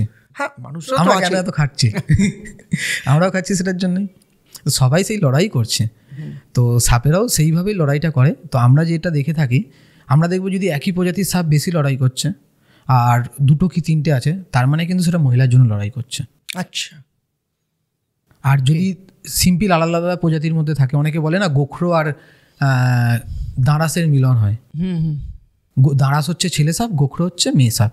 না, ওইটা হয় কি, দাঁড়াসের জায়গায় কোনো কারণে গোখরো পৌঁছে গেছে, বা গোখরোর জায়গায় দাঁড়াস চলে এসছে। আচ্ছা, তো দুজনের একটা জায়গার জন্য দুজনের লড়াই করছে। যে এখানে একটা প্রশ্ন, দাঁড়াস আর গোখরো যখন লড়াই হচ্ছে, দাঁড়াসের বিষ নেই, গোখরোর বিষ আছে, তো ন্যাচারালি কি গোখরো কি সবসময় আপার এন্ডে থাকবে? প্রথম হচ্ছে দাঁড়াসের বিষ নেই ঠিকই, কিন্তু সাপেদের মধ্যে কি হচ্ছে, একটা সাপের বিষকে অনেকটা নিতে পারে, মানে অল্প বিষ পরিমাণ গেলেও নিজেকে কন্ট্রোল করে নিতে পারে। তাদের শরীর, মানে তাদের ইমিউনিটি পাওয়ার অতটাই স্ট্রং আছে। যেমন আমরা দেখেছি, বেজিকে লোক বলে সাপ কামড়ালে বেজি মারে না, মরা যায় না, এক ধরনের গাছের শেকড় খেয়ে নেয়, বেজে বেঁচে না। ওর ইমিউনিটি পাওয়ার অতটাই স্ট্রং যে একটা বিষে তার কিছু হবে না। যেরকম পেঁচা, যেরকম ময়ূর, যেরকম ভেড়া, যারা সাপ খায়, হ্যাঁ, ভেড়া, ছাগল, ভেড়া এবং ঘোড়া থেকে অ্যান্টিভেনাম তৈরি হচ্ছে। হ্যাঁ ঠিকই। তাইলে কি এরা কি গিয়ে কোনো শেকড় বাকড় খাচ্ছে না? এদের বডি ইমিউনিটি পাওয়ারটাই স্ট্রং, আমরা মানুষদেরও স্ট্রং আছে। তো সেই জায়গা থেকে তো দাঁড়াসেরও ইমিউনিটি পাওয়ার মোটামুটি গোখরোর সাথে লড়াই করলে অল্প বিষ গেলে কিছু হবে না। কিন্তু দাঁড়াসের এতটাই পাওয়ারফুল, তার মানে মাংস বেশি, যে তাকে কামড়ানোর আগে তাকে পেঁচিয়ে অনেক টাইমে মেরে দেয়, মানে গোখরোকে। হয়তো বেশিরভাগ ক্ষেত্রে দুজনেই মারা যায়, ওকে কামড়ে দিয়েছে আর ও পেঁচিয়ে ওকে মেরে দিয়েছে। কামড়ে দিলেও তো ছাড়ছে না, কারণ এদের মাংসপেশি অনেকক্ষণ বেঁচে থাকে, মানে ও মরে গেছে কিন্তু বডি সংকুচিত হতেই থাকছে, বডি টাইট হয়ে, দেখবেন সাপ মরে যাওয়ার পরেও আগুনে পোড়ালে নড়ে। হ্যাঁ ঠিক নড়ে। ছোটবেলায় যেটা হতো, এটা যারা গ্রামে থাকে তারা এটা অনেক বেশি এক্সপেরিয়েন্স রয়েছে, আমারও এটা রয়েছে, পরে বেঁচে যাবে। হ্যাঁ এটা একটা ইয়ে থাকে, এবং আগুন দিলে মানে মোটামুটি সাপ নড়বে, মোটামুটি আপনি ধরুন 10 ঘন্টা পরে পোড়ালেও নড়বে। হ্যাঁ নড়বে নড়বে, ঠিক ঠিক। তার বডির বাকি পেশিগুলো বেঁচে আছে, তখন জীবিত আছে। ও আচ্ছা। তো সেই জায়গা থেকে যখনই আপনি আগুনে পোড়াচ্ছেন ও নড়ছে। আপনি 10 ঘন্টা কেন, এমনও গেছে একদিন পরে পোড়ালেও নড়েছে, কিন্তু সে মরে গেছে, সে আর কোনোদিনই বাঁচবে না, কিন্তু সে নড়ছে। তো সেই জায়গা থেকে কি হচ্ছে, ওকে তো বিষ কামড়ে দিয়েছে, ও মরে গেছে, কিন্তু এমন ধরে পেঁচিয়ে দিয়েছে যার ফলে ও মারা গেল পেঁচানোতে। যেমন ধরুন আপনার অজগরের তো বিষ নেই, কিন্তু অজগর অনেক সাপকে মেরে দিয়েছে, কিংকবরার সাথে লড়াই করে বা অন্য কোনো সাপের সাথে লড়াই করে মেরে দেয়, এটা পেঁচিয়ে মেরে দেয়, মানে একবার প্যাঁচ দিলে তাকে ছাড়ানো যাবে না। বুঝতে পেরেছি এটা। তো সেক্ষেত্রে মানুষ সাপের সাথে এই যে অধিকাংশ ক্ষেত্রে দেখা যায় যে মানুষ, এটা আমি শুনেছি বা ইয়ে করেছি, আপনি এটার সাথে কতটা একমত হবেন আমি জানি না, যে অধিকাংশ ক্ষেত্রে দেখা গেছে মানুষ সাপে কামড়ালে বিষে যতটা মরে তার থেকে বেশি প্যানিকে মরে, ভয় পেয়েছে আমি সাপে কামড়েছে। কারণ আমার লাইফে আমি একটা এক্সপিরিয়েন্স বলে, আমি খুব ছোটোবেলায় সেই ওই পুকুরে ধারে খেলতে গিয়ে বা পিয়ে করতে গিয়ে আমাকে জলদোড়া সাপ কামড়েছে। এই যে একটা প্যানিক, চারদিক থেকে মানুষ, আরে তোকে সাপে কামড়েছে, আজকে শনিবার, সাপের বিষ, এই একটা বিরাট বড় শনি মঙ্গলবার তুই শনিবার দিন সাপের জলদোড়া সাপেরও বিষ হয়ে যায়, আবার গোবরে পা দিলে আরো বেশি হয়। হ্যাঁ গোবর থেকে দূরে থাকবি, হ্যাঁ গোবর থেকে। এই যে আমার মনে আছে, আমি ঠিক বিকেলবেলা এই 5টা 5:30 নাগাদ আমাকে সাপে কামড়েছে, জলদোড়া সাপই কামড়েছে, কিন্তু শনিবার ছিল, প্যানিক। এইটাতে ওই সময় আমার বয়স কত হবে, ওই 5-6 বছর বয়স হবে, ন্যাচারালি সেই সময় প্যানিক হওয়াটাই স্বাভাবিক। তো সেই নিয়ে একটা বিরাট প্যানিক, চারদিক থেকে ইয়ে করে করে, মানে আমি ভেবেছি আমি মরেই গেছি সেই সময়। এইটা কি সত্যি? কারণ আমার নিজের লাইফ দিয়ে আমি এক্সপিরিয়েন্স করে দেখেছি যে জলদোড়া সাপের কামড়তেই আমার সেই বয়সেই আমাকে মোটামুটি প্যানিকড হয়ে গেছিলাম আমি। দেখুন এখানে একটা ছোটো কথা বলি, অনেকে ভাবে জলদোড়া সাপের শনি মঙ্গলবার বিষ, আমি একটা ছোট্ট কথা বলি, যার বিষ নেই তার কি কোনোদিন বিষ হবে? যার বিষ গ্রন্থিটাই তৈরি নেই, সে কী করে বিষ জেনারেট করবে শনিবার বা মঙ্গলবার করে আলাদাভাবে কোনো একটা পার্টিকুলার ডেটে? কীভাবে জেনারেট করবে? যার নেই গ্রন্থিটা, সে তো তৈরি করতে পারবে না বিষ, তাহলে তার যে কোনো বার হোক কোনো দিনই বিষ হবে না। কিন্তু একটু বডি জ্বালা করে জলরা বা কিছু কামড়ালে, আর আমরা একটা জিনিস দেখবো, আমরা যেটা ভাবি ব্রেন, আমাদের বডি সেই ধরনেরই হরমোন রিলিজ করে। আমি যদি ভাবছি আমাকে কিছু কামড়েছে, আমার হাতটা ব্যথা করছে, দেখলাম অটোমেটিকলি মনে হচ্ছে যেন ব্যথা হচ্ছে, তো সত্যিই কি অতটা ব্যথা হয়? আমার হাতে চোট লেগেছে, কিন্তু আমার যদি মাইন্ড তখন এই চোটটা থেকে অন্য কোনো দিকে আঁচটকাও আসে, আমার হাতে চলে গেছে, আমি গাড়ি চালাচ্ছি, হঠাৎ একটা কোনো কারণে অ্যাক্সিডেন্ট, এমন একটা মুভমেন্ট এলো, আমার সেই হাতটা দিয়ে কিন্তু ব্রেকটা টিপতে হবে, অটোমেটিকলি কিন্তু আমার হাত সেই সময় আমার হাতে চোটটা ভুলে যাবে, সেই জায়গায় কিন্তু ব্রেকে হাতটা চলে যাবে, যতই ব্যথা থাক সেই টাইমটার জন্য চলে যাবে। তারপরে আবার মনে হবে আমার হাতে ব্যথা ছিল তো, তখন আমার ব্যথাটা লাগবে। তো ব্রেন ঠিক এই কাজটা করে। আমায় সাপ কামড়েছে, সাপে কামড়ালে কী হয়? ব্যথা করবে, যন্ত্রণা করবে, ফুলে যাবে, ব্রেনকে সেই সিগন্যালটা দিচ্ছে যে এইটা হবে, অটোমেটিক ব্রেন আমাদের সেই জায়গাটা সেটা করাচ্ছে। আর এত বেশি প্যানিক হচ্ছে যার ফলে অনেক মানুষ হার্ট ফেল করে মারা যায়। যে কথাটা আপনি বললেন না, সাপে কামড়ালে 90% মানুষ হার্ট ফেল করে মারা যায়। 90% ভুল যদিও, প্রায় 60 থেকে 70% মানুষ হার্ট ফেল করে মারা যায়। হার্ট ফেল করেছে, এত প্যানিক হচ্ছে যে হার্ট ফেল করেছে। অ্যান্টিভেনাম দেবে সেই সুযোগটা দিচ্ছে না। আমরা যদি সাপ কামড়ায়, বিষ ঢালে, লোক বলে 10 মিনিটে মারা গেছে, কেউ বলছে 8 ঘন্টায় মারা গেছে, কেউ বলছে 1 ঘন্টায় মারা গেছে। না, এত সহজে আপনি মরবেন না। আচ্ছা, আপনি যদি যন্ত্রণা সহ্য করতে পারেন, আমরা মোটামুটি 12 থেকে 13 ঘন্টা টাইম লাগবেই মারার জন্য। মানে সেটা কি আপনার নিউরোভেনামের ক্ষেত্রে? সব অল। আচ্ছা, এশিয়ার মধ্যে অত বিশেষ সাপ নেই। এটা ব্ল্যাক মাম্বা নয়, এটা ইনল্যান্ড তাইপান নয়, বা এটা আপনার কি বলবো বেলচার সি স্নেক নয় যে আপনাকে কয়েক সেকেন্ডের মধ্যে মেরে দেবে। কোনোদিন করতে পারে না এরা। এই কটা সাপই তো পৃথিবীর সবচেয়ে বিশুদ্ধ সাপের মধ্যে পড়ে। বেলচার সি স্নেক হচ্ছে সবচেয়ে ফার্স্ট, সেকেন্ড হচ্ছে ইনল্যান্ড তাইপান, থার্ড হচ্ছে ব্ল্যাক মাম্বা। এরা হচ্ছে পৃথিবীর সবচেয়ে বিশুদ্ধ সাপের মধ্যে। তো এখানে কোথায়? তো এরা কামড়ালেও আপনি টাইম পাবেন না মানলাম, কিন্তু তা বলে বেলচার সি স্নেক কামড়াতেই পারবে না, কারণ জলের এত গভীরে থাকে, সে যদি ওপরে উঠে মারা যাবে, কারণ জলের প্রেশারটা যেই কম হবে ওর ব্রেনে ব্লাড সার্কুলেশন কমে যাবে, ও মারা যাবে। হ্যাঁ, তার মধ্যে কামরানোর মধ্যে কী রইলো? ইনল্যান্ড তাইপান আর ব্ল্যাক মাম্বা। যারা এশিয়ার মধ্যে নেই আপনাকে চাপ নিতে হবে না। যদি এশিয়ার বাইরে কেউ যান তাহলে ভুল করেও যাবেন না সব দিকে। কোথায় মেনলি পাওয়া যায় এগুলো? কি অ্যামাজন? হ্যাঁ, অ্যামাজন, আফ্রিকার মধ্যে বহু জায়গায় পাওয়া যায়। এশিয়া কন্টিনেন্টের মধ্যে নয়, আফ্রিকা কন্টিনেন্টের মধ্যে, অস্ট্রেলিয়াতে, হ্যাঁ রেগিস্তানে একটা পাওয়া যায়। আপনার হচ্ছে র্যাটেল স্নেক সেও পাওয়া যায়, সেও খতরনাক মোটামুটি। কিন্তু কথা হচ্ছে এগুলো যে জায়গায় পাওয়া যায় সেই জায়গায় বিনা সেফটি থেকেও যাবেও না, দরকার নেই। আচ্ছা, এখানে একটা কথা বলি, এরকম কি কোনো ব্যাপার আছে, ধরুন বিষধর সাপ আর নির্বিষ সাপ যেগুলো আছে জলে যখন থাকে, মানে যারা বিষধর সাপ যদি জল দিয়ে যদি পাস করে বডিটা ওপরে থাকে, ফনাটা ওপর দিয়ে যায়, এরকম কিছু ব্যাপার আছে? হ্যাঁ, বেশিরভাগ ক্ষেত্রে ওরা ওরম করে, কারণ তাদেরকে দিক নির্ণয় করতে হয়। মানে আমি ওই দিকটাই যাব, তো একটা জিনিসকে দেখে জিভটা বের করে করে করতে, মানে সিগন্যাল নিতে নিতে ও যাচ্ছে ওদিকে, মানে রেডিয়েশনটা নিচ্ছে বা হিটটা নিয়ে ওদিকে যাচ্ছে। না, আমি বলছি ধরুন যে নির্বিষ সাপ বা যারা জলে থাকে, নির্বিষ সাপ ম্যাক্সিমাম সময় বলে যে জলেই থাকে, বা যে ধরুন তারা যখন জল দিয়ে যখন পাস করে তাদের বডিটা জলের মধ্যে থাকে, তারা ডুব মেরেও জল দিয়ে যেতে পারে। কিন্তু যারা বিষধর সাপ তাদের চেনার লক্ষণ হচ্ছে তারা যখন জল দিয়ে পাস করবে তাদের বডি এবং পুরোটাই ওপরে ভাসিয়ে রাখে, যাতে জলের মধ্যে গেলে তাদের বিষটা নষ্ট না হয়। এরকম কিছু ব্যাপার আছে? এরকম কোনো ব্যাপার নেই। আমি এবার একটা বলি, সাপকে মোটামুটি আমরা 3 ভাগে ভাগ করি। একটা ট্রি স্নেক যারা গাছে থাকে, একটা ওয়াটার স্নেক যারা জলে থাকে, একটা হচ্ছে ল্যান্ডে থাকে সে সাপ। কিন্তু এদের মধ্যে হচ্ছে ট্রি স্নেক একমাত্র জলে ডুবতে পারে না। বাকি ওয়াটার স্নেক তো জলে থাকে, সে ডাঙায় উঠতে পারে না। ওয়াটার স্নেক মিনস, আমি এবার জল ঢোড়াকেও বলতে হয় জল ঢোড়া ডাঙায় উঠতে পারে, কিন্তু অরিজিনালি ওয়াটার স্নেক হচ্ছে সি স্নেক, যেটাকে আলাদাভাবে বলছে। তারা জলের থেকে ওপরে উঠলে মারা যাবে। কিন্তু আমাদের এখানে যেগুলোকে আমরা ওয়াটার স্নেক বলে ভাবি, যেটা জল ঢোড়া, হ্যাঁ কানামিটুলি, এদেরকে বলা হয়। কিন্তু এরা কেউই জলের ওপরে উঠলে মারা যাবে না, এরা উভয়চর টাইপের। কিন্তু তাছাড়া যারা বিষধর হয় তারাও জলের নিচে থাকে। আমরা কেউটেকে দেখেছি বহুবার মাছ খেতে, চ্যাং মাছ খেতে। কেউটে বিষধর। চ্যাং মাছ জলে না ডুবলে কি করে ধরবে তাকে? ঠিকই। কুঁচে খেতে, মানে যেটাকে আমরা ইল বলি, কুঁচে সাপ, কুঁচেকে খেতে খুব, ওটা কিন্তু সাপ নয়, অনেকে সাপ নাম দেয়, তাই ওটা এক ধরনের মাছই বলতে পারেন, যেটাকে ইল বলা হচ্ছে। তো সেটাকে খায়। তাহলে এদেরকে তো খেতে গেলে তাকে জলে ডুব মেরে, মানে জলের নিচে গিয়ে তাকে খেতে হচ্ছে। এবং এটাও একটা কনসেপ্ট রয়েছে যে জলের নিচে সাপ বিষ ঢালতে পারে না। যদি বিষটা নাই ঢালে তাহলে এই সাপগুলো, এই মাছগুলোকে খেলো কি করে, মারলো কি করে? সব পারে। এরা জলের নিচে ডুবো মারতে পারে, জলের নিচে গর্তে থাকতেও পারে। মানে গোখরো কি গোখরো জলের নিচে ডোবে না, কারণ গোখরো জলের নিচে ডোবার দরকার পড়ে না। হ্যাঁ, যদি খুবই প্রেসার পড়ে ওকে, তাহলে জলের নিচে ডুবতেই পারে, কিন্তু খুব বেশিক্ষণ থাকতে পারবে না।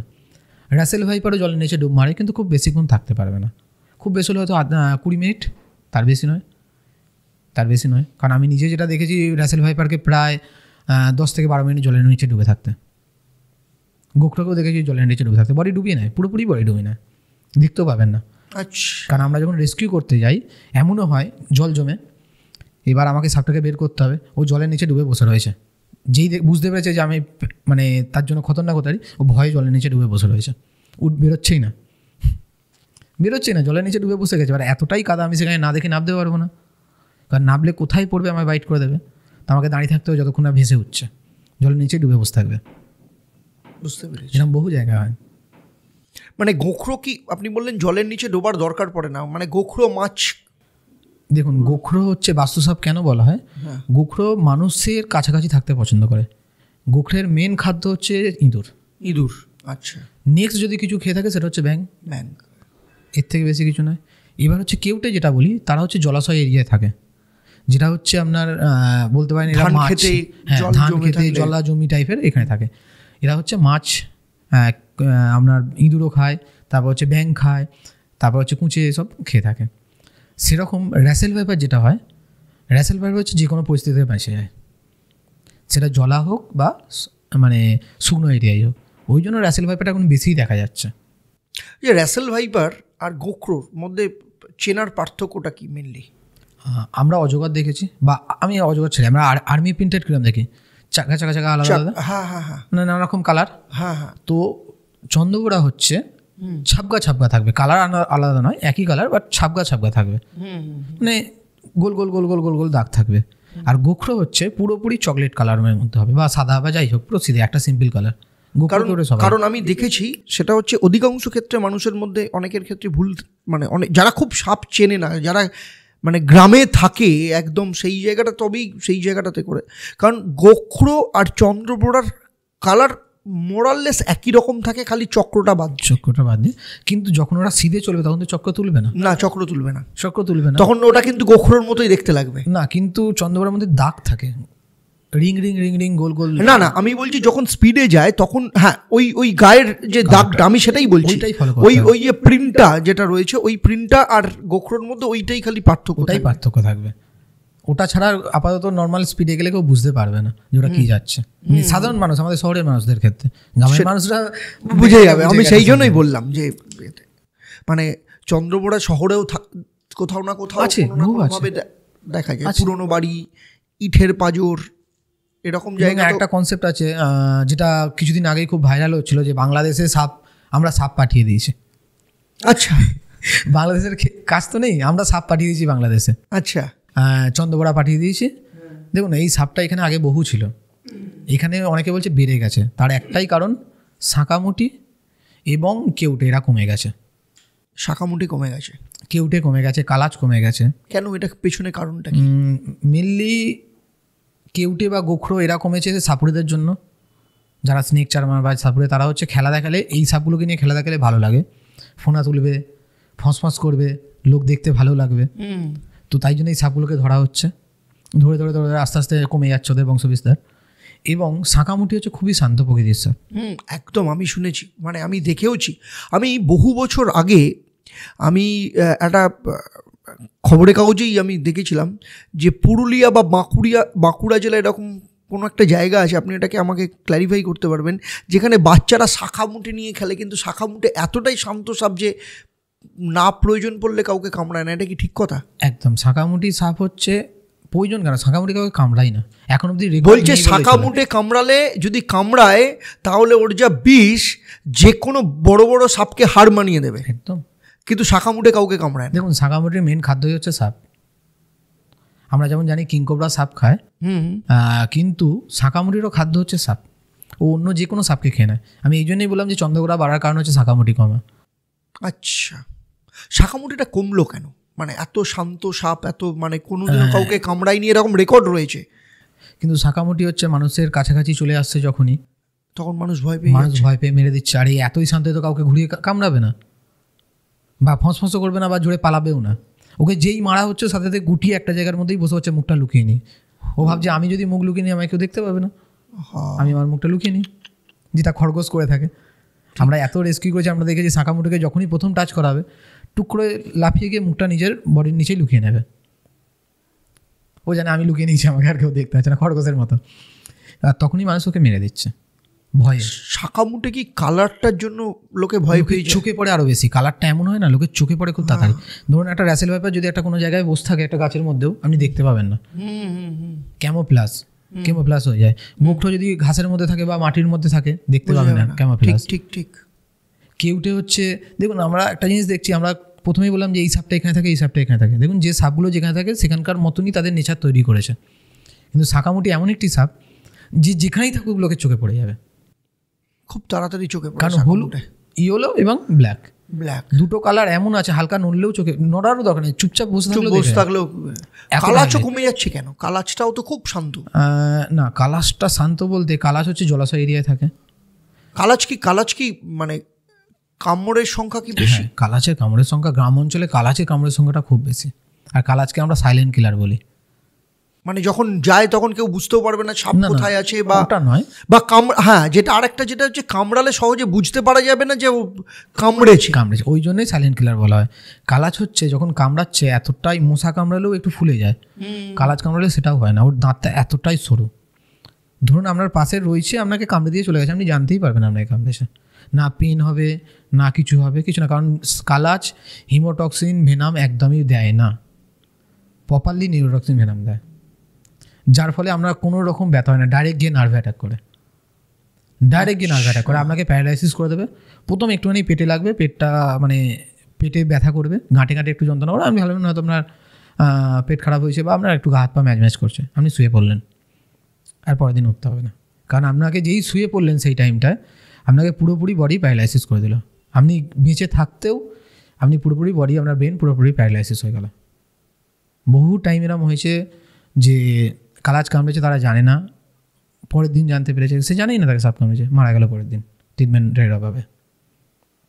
তাই জন্য আমরা বারবার বলি যারা মাটিতে বা গ্রাম অঞ্চলে থাকে শোয়ার সময় মশারি টাঙিয়ে শুন।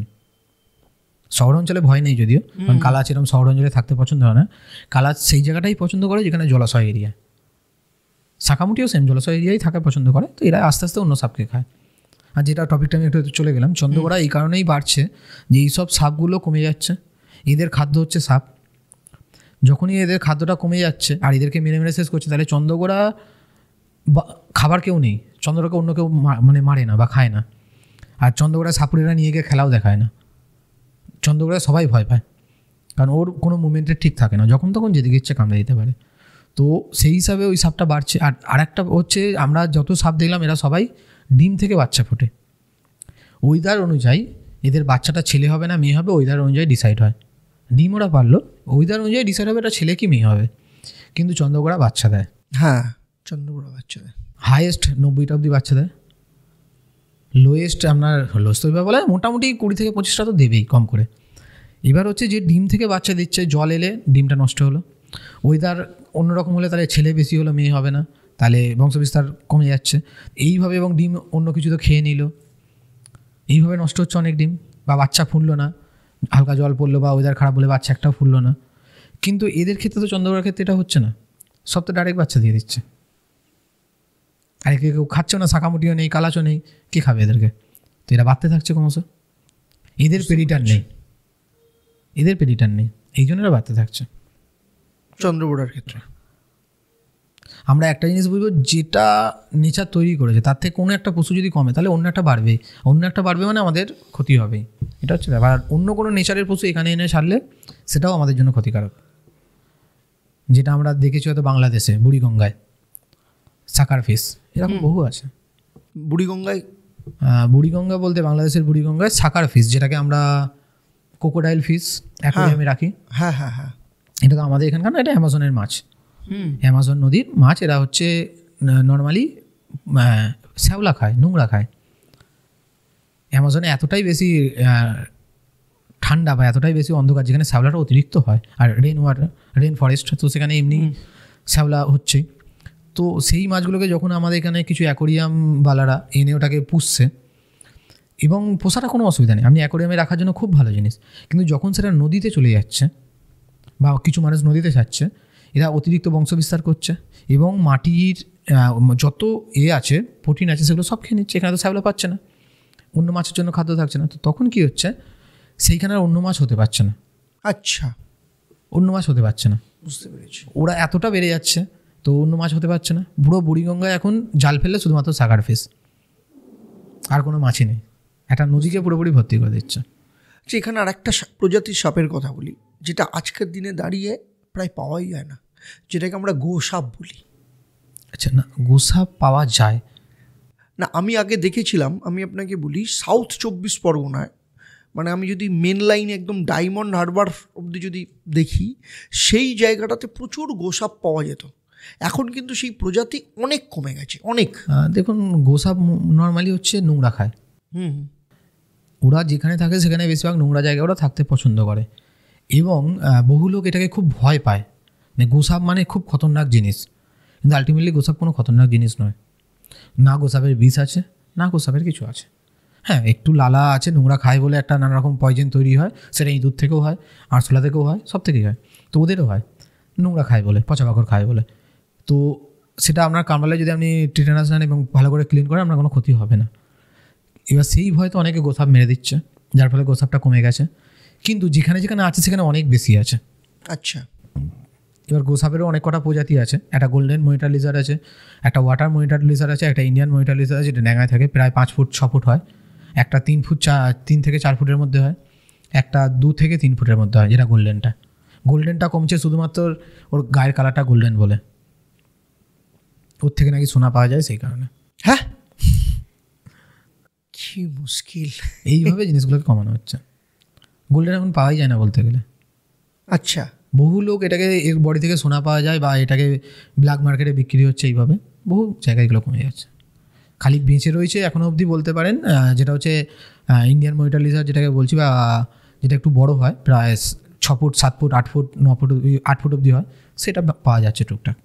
যে আপনার ক্ষেত্রে বলি, সাপ ধরতে গিয়ে, রেস্কিউ করতে গিয়ে চ্যালেঞ্জ এর মধ্যে পড়েছেন এরকম কোথাও কোনো এক্সপিরিয়েন্স? মানে আপনিও ভয় পেয়ে গেছেন?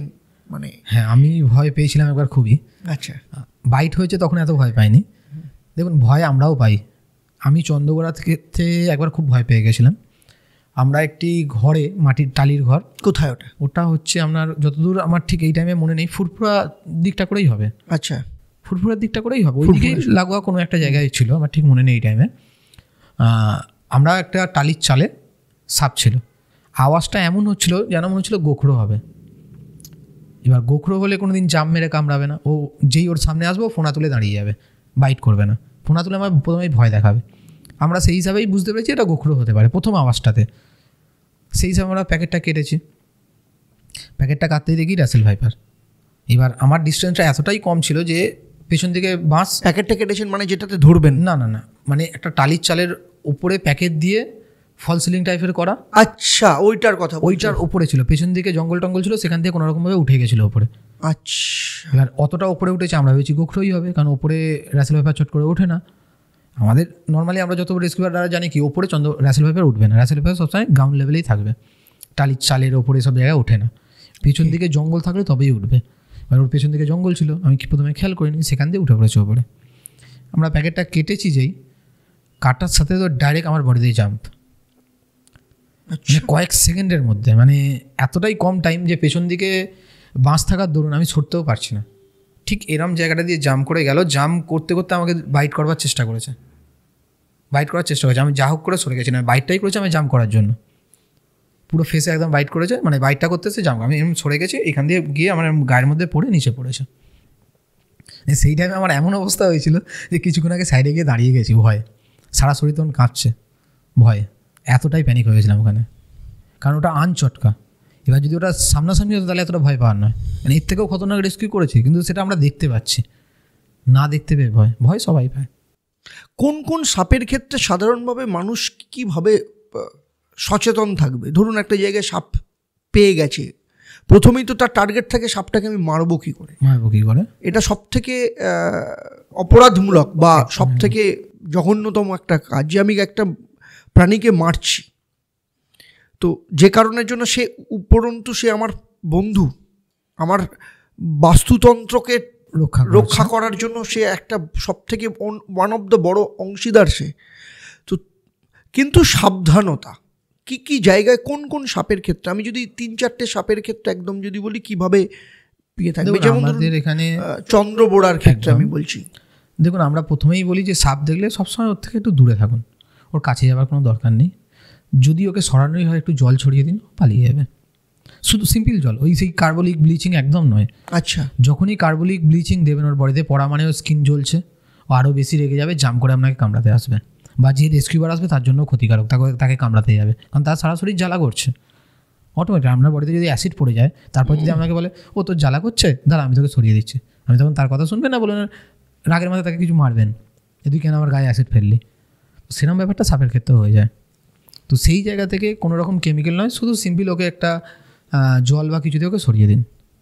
সেকেন্ড হচ্ছে ওর থেকে দূরে থাকুন, যে জানে এক্সপার্ট তাকে ডাকুন। এক্সপার্ট কীভাবে আপনি জানবেন কে জানে? আপনি দরকার নেই আপনাকে জানতে হবে, আপনি লোকাল থানায় কল করুন, 100-এ কল করুন, অথবা গুগলে সার্চ করে নিন ডিএফও মানে ফরেস্ট ডিপার্টমেন্টের কন্ট্যাক্ট করে নিন। যে আপনার যে ডিস্ট্রিক্ট, আপনি ডিস্ট্রিক্ট লিখুন, ডিস্ট্রিক্ট লিখে DFO contact details, Hooghly Howrah DFO contact details আপনি পেয়ে গেলেন, আপনি সেখানে কন্ট্যাক্ট করুন, ডাইরেক্ট ডিএফও কন্ট্যাক্ট করুন, আপনাকে লোক পাঠিয়ে দেবে।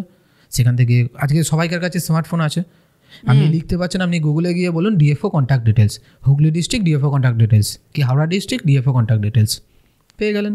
আপনি ওখানে গিয়ে একবার কন্ট্যাক্ট করে নিন, হয়তো 1 থেকে 2বার বা 5বার করতেই হতে পারে, আপনি কন্ট্যাক্ট করুন, বা 100-এ কল করুন, কল যদি রিসিভ করে, না করলে লোকাল থানাতে কন্ট্যাক্ট করুন, ভিডিওকে কন্ট্যাক্ট করুন। নিজে যখনই করতে যাবেন আপনার বিপদ, চাই সেটা মারতে যাওয়া হোক বা সেটাকে ধরতে মানে সরাতে যাওয়া হোক। সবচেয়ে ভালো আমি বলবো মানুষকে শিক্ষার জন্য ঝাগলাই বলে একটি গ্রাম আছে, ঝাগলাই, আচ্ছা, যেটা আমি প্রথমেই বললাম যে বিবিসি একটা নিউজ কভার করেছিল, সেটা ঝাগলাই গ্রামটাকে নিয়ে। আচ্ছা, এটা হচ্ছে আমাদের শহরের শিক্ষিত মানুষ বা সকলের জন্য শেখার খুব ভালো জায়গা, যে সাপের সাথে কীভাবে থাকতে হয়। ঝাগলাই, আচ্ছা, ঝাগলাই এমন একটি জায়গা যেখানকার মানুষরা প্রপারলি আমাদেরকে শিখিয়েছে সাপের সাথে কীভাবে বাঁচা যায়। সেখানে সাপকে কেউ মারে না। আচ্ছা, তাদের মেন্টালিটি হয়তো ভগবানের দিক থেকেই, তাই জন্যই মারে না, যে এটা ঠাকুরের সাপ, আমাদের কামড়াবে না, ঝাগলাই মা আমাদের কামড়াবে না। কিন্তু তারা যে জিনিসটা, তারা না জানতে যে জিনিসটা করেছে, যেটা সাপের জন্য বা আমাদের সাধারণ মানুষের শেখার জন্য, যারা আমরা শিক্ষিত মানুষ তাদের জন্য খুব ভালো। তারা দেখিয়ে দিচ্ছে সাপের সাথে কীভাবে বাঁচা যায়। তারা সাপকে না মেরেও সাপের সাথেই ঘর সংসার, মানে সাপের সাথেই ঘর সংসার করছে বলতে পারেন। ওখানে বিভিন্ন ধরনের সাপ আছে, কেউটেটাই বেশি ওখানে, কেউটেটাই বেশি, যাকে সবচেয়ে খতরনাক সাপ বলি আমরা, যারা বিষ ছুঁড়তে পারে, বিষ থ্রো করতে পারে এবং মানুষকে তাড়া করে কামড়ায়। তারা কিন্তু এই ঝাগলাই গ্রামে মানুষকে বাইট করছে না, আর মানুষকে বাইট করলেও মারণ মাত্রার বিষ দিচ্ছে না। এই প্রথমেই বললাম সাপ সবসময় বিষ দেয় না, তো মারণ মাত্রার বিষ ঢালছেই না মারণ মাত্রার বিষ, শুধুমাত্র বাইট করছে, যাতে হয়তো কোনো গায়ে পা পড়ে গেল, তখন একটু কামড়ে দিল, বিষ ঢাললো না। ওকে, কারণ সাপ হচ্ছে তখনই সেই মানুষটাকে কামড়াবে বা সেই জীবটাকে কামড়াবে যখন সে ভয় পাবে। আর সাপ ভালো করে জানে এটা হিউম্যান, এই আমার খাদ্য শৃঙ্খলের মধ্যে পড়ে না, তো একে কামড়ে কোনো লাভ নেই। আমাদেরকে এতটাই ভয় পায় ওরা, যার ফলে ওরা কামড়ে দেয় এবং বিষটা ঢেলে দেয়, যে এই যাতে আমার কাছে আর পড়ে না আসে ব্যথার জন্য। ঝাগলাই গ্রামে ছোট থেকেই তারা ওইভাবেই তৈরি হচ্ছে, সাপের পাশে ঘুরছে। একটা ঝাগলাই মায়ের পুজো হয়, যদি কোনো দিন কেউ যেতে পারে না, আমাদের সকলকে বলো একবার গিয়ে দেখুন, ওখানে সাপ ওপেনলি ঘুরে বেড়াচ্ছে। হ্যাঁ, সেখানে আবার একটু হয়তো সাপকে দুধ খাওয়ানো চলছে, এটা একদমই ভুল, সাপ মারা যায় দুধ খেলে। তো কিন্তু তারা যে জিনিসটা করেছে, আমি বলবো একটা মারা যাচ্ছে ঠিকই, কিন্তু সেইখানে সেই আরও অনেক সাপ বেঁচে থাকছে, বা মানুষকে একটা ভালো সচেতনমূলক দিচ্ছে যে সাপের সাথেও বাঁচা যায়, যেটা বিবিসি নিউজটা কভার করেছিল। ওকে, তো সেক্ষেত্রে আপনার এই যে ধরুন সাপ ধরার যে জায়গাটা আপনি রেস্কিউ করেন, যে জায়গাটাতে, সেখানে সাপের কামড় আপনি বললেন যে অনেকবার খেয়েছেন, 7বার খেয়েছেন। এবার 7বার বিষধর নির্বিষ সাপের বা ক্ষীণবিষ সাপের অনেকবার বাইট খেয়েছে। আচ্ছা, ক্ষীণবিষ কোনগুলো সাপ? ক্ষীণবিষ বলতে যে আমরা ক্ষীণবিষ বলতে একটা জিনিসকেই ধরি, যারা মানুষকে মারতে পারে না। তার মধ্যে কোন কোন সাপ হতে পারে? আপনার লাউডগা, কানামিটুলি, বাম্বুপিট ভাইপার যেটাকে আমরা বলছি, বা আপনার হচ্ছে তার মধ্যে আরও আছে কি ক্যাট স্নেক, হ্যাঁ, এই সব কিছু কিছু আরও অনেক রকম প্রজাতি আছে, তারা ক্ষীণবিষের মধ্যে পড়ে। ক্যাট স্নেক কি এখানে সাধারণত পাওয়া যায়? হ্যাঁ, আমি পেয়েছি। মানে ক্যাট স্নেকের লোকাল নাম কি? কিভাবে নামটা তো ঠিক, লোকে ক্যাট স্নেকই বলে ওটাকে। আচ্ছা, সেই জায়গায় এখানে খুব পাওয়াই যায় না বলতে গেলে। আমি পেয়েছিলাম একবার। আর এখানে পাওয়া যায় হচ্ছে লাউডগা তো পাওয়া যায় একদম, আর কানামিটুলিও পাওয়া যায়, এইগুলো ক্ষীণবিষের মধ্যে পড়ে, এটা বেশি পাওয়া যায়। আর পশ্চিমবঙ্গে সব থেকে বিষধর সাপের মধ্যে যেটা হচ্ছে কালাচ পড়ছে, আর খতরনাকের মধ্যে আপনি রাসেল ভাইপারই ধরতে পারেন, মানে যেটাকে বলে কোবরা। না, রাসেল ভাইপার হচ্ছে যেটাকে আমরা চন্দ্রবোড়া, হ্যাঁ, এটা হচ্ছে সবচেয়ে খতরনাক। আর বিষধরের মধ্যে কালাচ, মানে খতরনাক ইন দ্য সেন্স ও ফনা তুলে দৌড়তে পারে না, ও জাম্প করতে পারে, বেশি বাইট হয় মানুষের, সব থেকে বেশি বাইট হয়, কারণ ও কমছে, ও বেড়ে যাচ্ছে। তার ফলে কি হচ্ছে, ওদের খাদ্য শৃঙ্খলটা অনেক বেশি দরকার, ওরা চাষের জমিগুলোই যাচ্ছে, ওরা সব জায়গায় বাঁচতে পারে। ধান ক্ষেতের মধ্যে ক্যামোফ্লাজের মতো লুকিয়ে থাকছে, আপনি ধান কাটতে গেলেন বাইট করে দিল। আলু জমিতে ইঁদুর আলু খেতে আসে, সেখানে চন্দ্রবোড়া থাকছে ইঁদুর ধরার জন্য, এবং ক্যামোফ্লাজ মাটির সাথে মিশে যাচ্ছে, আলু গাছের সাথেও মিশে যাচ্ছে। আপনি আলু তুলতে গেলেন, কামড়ে দিল। বাদাম খেতে ইঁদুর খেতে আসছে বাদাম, আপনি তুলতে গেলেন, কামড়ে দিল। ঘরের পাশে জঙ্গল হয়ে আছে একটুখানি, সেখানের মধ্যেও ক্যামোফ্লাজের মতো লুকিয়ে রয়েছে নোংরা, সেখানে গেলেন, কামড়ে দিল। এই যে আপনি রেস্কিউ করেন, সেখানে কি কখনো কোনো বাধার সম্মুখীন হয়েছেন? বা আপনি অফ দ্য ক্যামেরা বলেছেন যে আপনি রেস্কিউ অনেকদিন ধরে বন্ধ রেখেছেন, এর পেছনে কারণটা কি? দেখুন, এর পেছনে কারণ হচ্ছে আমি প্রায় 2 বছর ধরে রেস্কিউটাকে চালিয়ে যাওয়ার জন্য অনেক চেষ্টা করেছি। আচ্ছা, এর পেছনে কারণ আমরা যত রেস্কিউবার আছি, শুধু আমাদের নয়, প্রতিটা রেস্কিউবারের সেম প্রবলেম। আমরা লোক ভাবে কি আমরা রেস্কিউ করছি মানে আমরা হয়তো অনেক বেশি টাকা পাচ্ছি। 90% লোক ভাবে আমরা সাপগুলো নিয়ে গিয়ে বিক্রি করে সেখান থেকে টাকা কামাচ্ছি, বিষ বেচছি। নাহলে আমরা কাজটা করছি কেন, আমাদের অনেক আর্নিং এখান থেকে।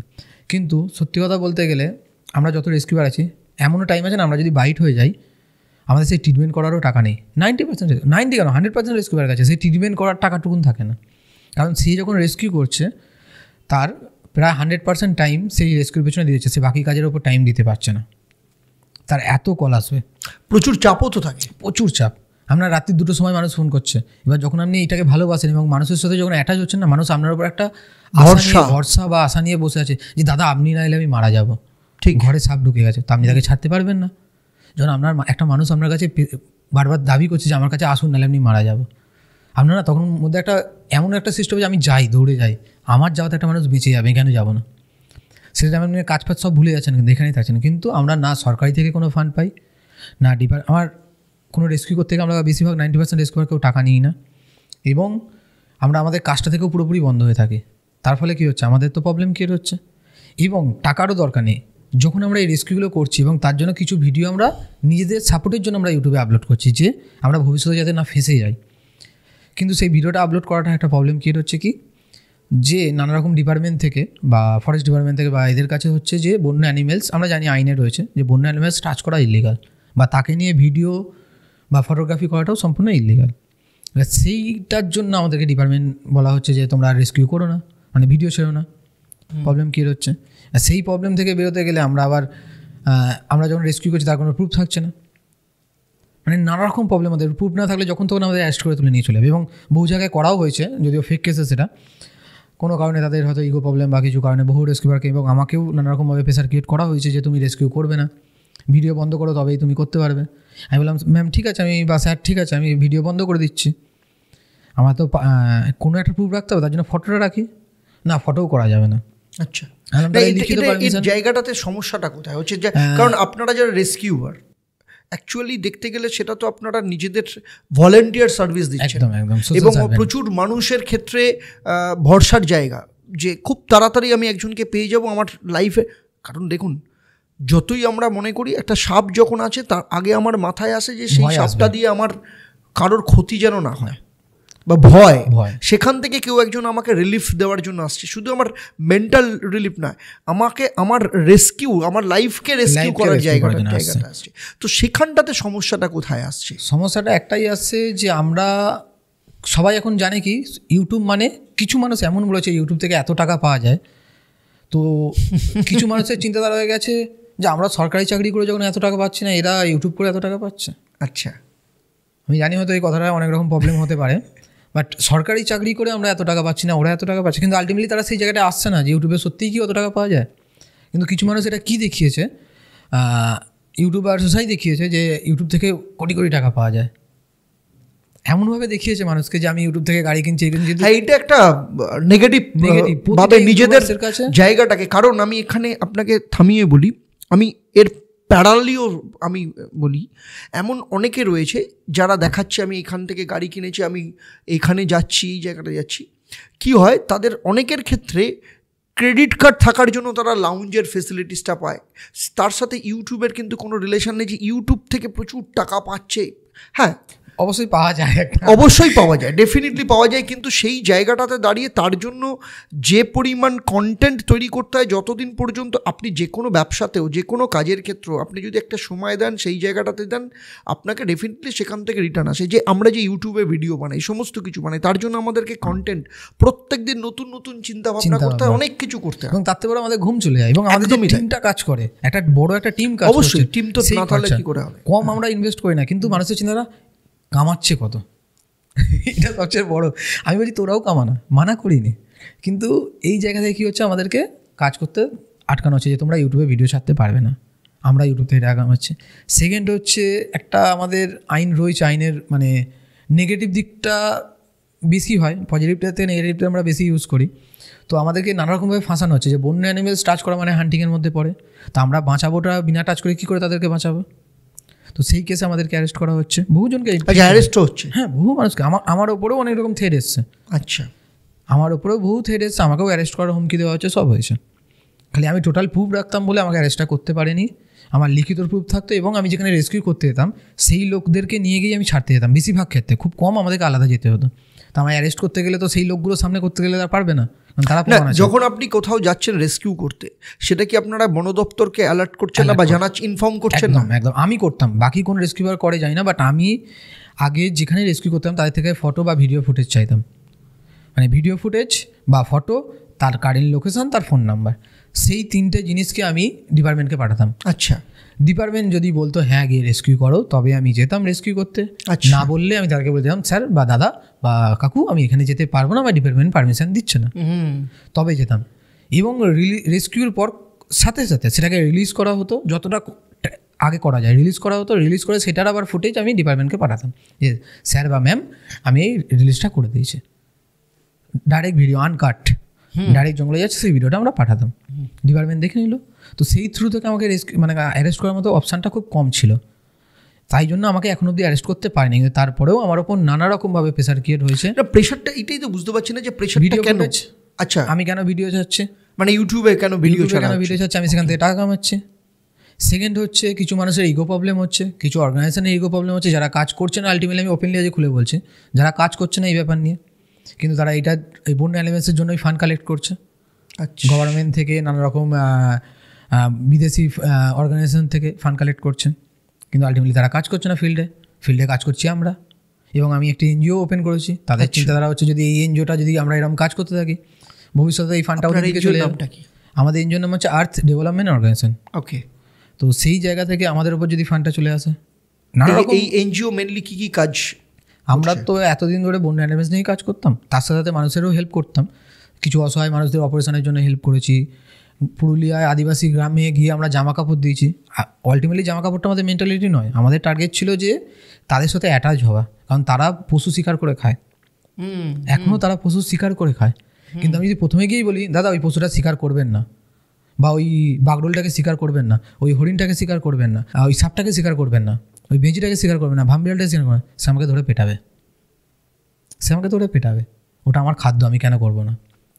আমরা টার্গেটটা কী ছিল, আমরা তাদের সাথে অ্যাটাচ হই, শুধু জামা কাপড় দিই না, তাদের সাথে যতটা ভাবি, খেলাধুলাতে তাদের কাছে গিয়ে প্রথমে আমরা জামা কাপড় দিইনি, একদিন গিয়ে এমনি খেলাধুলা হলো, একদিনকে সবাই মিলে একটু পিকনিক করলাম, তারপর গিয়ে তাদেরকে জামা কাপড় দিলাম, এইভাবে তাদের সাথে অ্যাটাচমেন্ট করলাম। আমরা সেই গ্রামগুলোকেই চুজ করেছিলাম যারা শিকার করে। আচ্ছা, তাদের সাথে আমরা যত বেশি হলাম। আজকে সত্যি কথা বলতে পারি, আমরা হয়তো সেসব নিয়ে ভিডিওটা কম বানিয়েছি, কারণ তাদের ফেস আমরা আনতে চাইনি, বানাইনি বলতে হলে, তাদের ফেস আমরা আনতে চাইনি। আজকে তারা বহু শিকার করা কমিয়ে দিয়েছে। ওকে, আমরা এই জায়গাটা করতে পেরেছি, বহু শিকার করা কমিয়ে দিয়েছে। তাদেরকে মেন্টালিটিভাবে আমরা বোঝাতে পেরেছি এই অ্যানিমেলসগুলো আমাদের জন্য ভালো, দরকার নেই তুমি মুরগি ধরে খাও। বুঝতে পেরেছি। কিন্তু আজকে একটা কথা বলবো, আপনি একটা ভেবে দেখুন তো, আপনাদের জঙ্গলে পুরুলিয়া, অযোধ্যা, বাঁকুড়া, ঝাড়গ্রাম, মেদিনীপুর, যত গ্রাম্য এরিয়া আছে সেখানে পশু কমেছে না শহরে পশু কমেছে? এটা আপনারা বিচার করে বলুন, কোথায় পশু কমেছে? শহরে মানুষ কি পশু শিকার করে খায়? জঙ্গলি পশু অদ্ভুতভাবে শিয়াল ভ্যানিশ হয়ে গেছে, কোথা থেকে শিয়াল, পাখি ভ্যানিশ হয়ে গেছে, মানে দেখা যায় না। আগে রাস্তার ঘাটে ধরুন যেতে গেলেও মানে মোটামুটি রাত্রিবেলা 12:30 1টার সময় যেতে গেলেও শিয়াল দেখা যেত, তারা কোথায় গেল? আচ্ছা, আমরা শহরের মানুষরা বলি ওরা শিকার করে খাচ্ছে, ওদেরকে আটকাও। আমরা বলি তো বন্য শিকার করে খাচ্ছে, ডিপার্টমেন্টও বলে অটোমেটিক্যালি, আমরাও কি বোঝাচ্ছি, কিন্তু তার মানে আমি তাদেরকে ভুল বলি না। কেন, কোথায়? শহরে তো কমে যাচ্ছে, আমরা খাই না, কিন্তু ওরা খাচ্ছে, ওখানে কিন্তু বেড়ে যাচ্ছে। এইটা হচ্ছে সবচেয়ে বড় জিনিস। তাই জন্য তাদেরকে আমরা ভুল বানিয়ে তাদেরকে বোঝাই যে না এটা বন্ধ করো। একবারই যদি তার উপর প্রেশার ক্রিয়েট করি তারা কোনোদিন বন্ধ করবে না। তাই জন্য আমরা তাদের সাথে আগে অ্যাটাচ হয়ে আমরা এরকম 2টো গ্রামকে বন্ধ করতে পেরেছি এখন অবধি। পুরুলিয়ার দিকে 2টো গ্রাম, তো অনেকটাই, পুরোটা পারিনি বাট অনেকটাই করার চেষ্টা হয়। তার মধ্যে আমাদের উপর এই প্রেশার ক্রিয়েট শুরু হলো। এবং আমরা জানি এনজিও চালানো মানেই ফান্ডিংয়ের ব্যাপার, এবং ফান্ডিংটা আমাদের এই ইউটিউব থেকেই চলতো। কারণ আমার একটাই প্রথম থেকেই টার্গেট ছিল আমি ইউটিউবে যে আর্নিংটা করবো সোশ্যাল সার্ভেন্ট কাজেই লাগাবো, নিজেদের জন্য ইউজ করব না, যতটা না করা যায়। এবার একটা খরচা আছে, সেই খরচাটা নিতেই হয়। এবার এই জায়গা থেকে আমাদের ওপর এমনভাবে প্রেশার ক্রিয়েট হলো যে এদের কাজটা বন্ধ করা হোক।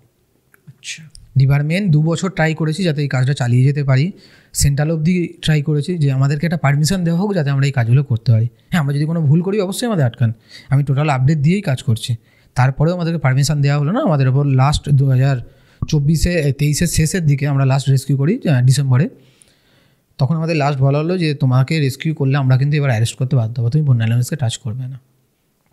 2 বছর ধরে খাটার পর যখন আর পেলাম না, আমি একটু মানে এইসব দিক থেকে ভয় পাই, মানে পশুজন্তুকে নয়, অনেক আইনি দিক থেকে বা অনেক কষ্ট একটা নাম তৈরি করি, তো সেখান থেকে আমি চাই না যে আমার শুধুমাত্র কোনো বিনা দোষে আমার নাম খারাপ। আমি ওই জন্য বাধ্যতামূলক 2 বছর খাটার পর ব্যাকে বেরিয়ে গেলাম। আমি বললাম রেস্কিউ তখনই করবো যখন আপনারা লিখিত পারমিশন দেবেন। কেন আমি বিনা ভিডিওতে আমি রেস্কিউ করবো? কালকে যদি বাকিদের মতো আমাকে অ্যারেস্ট করা হয় তখন তো দুটো মানুষ বুঝবে না না ও নিশ্চয়ই কিছু করেছিল, তাই জন্য ওকে অ্যারেস্ট করেছে। যতটা বোঝে তার কম হতে পারে। এই যে রেস্কিউবারদের এগেনস্টে অনেক সময় অ্যালিগেশন ওঠে যে তারা বিভিন্নভাবে নানা রকম ইললিগাল কাজের মধ্যে অ্যাক্টিভিটিসের মধ্যে জড়িয়ে পড়ে, এটা আপনার চোখে মনে হয় কতটা ঠিক কতটা ভুল?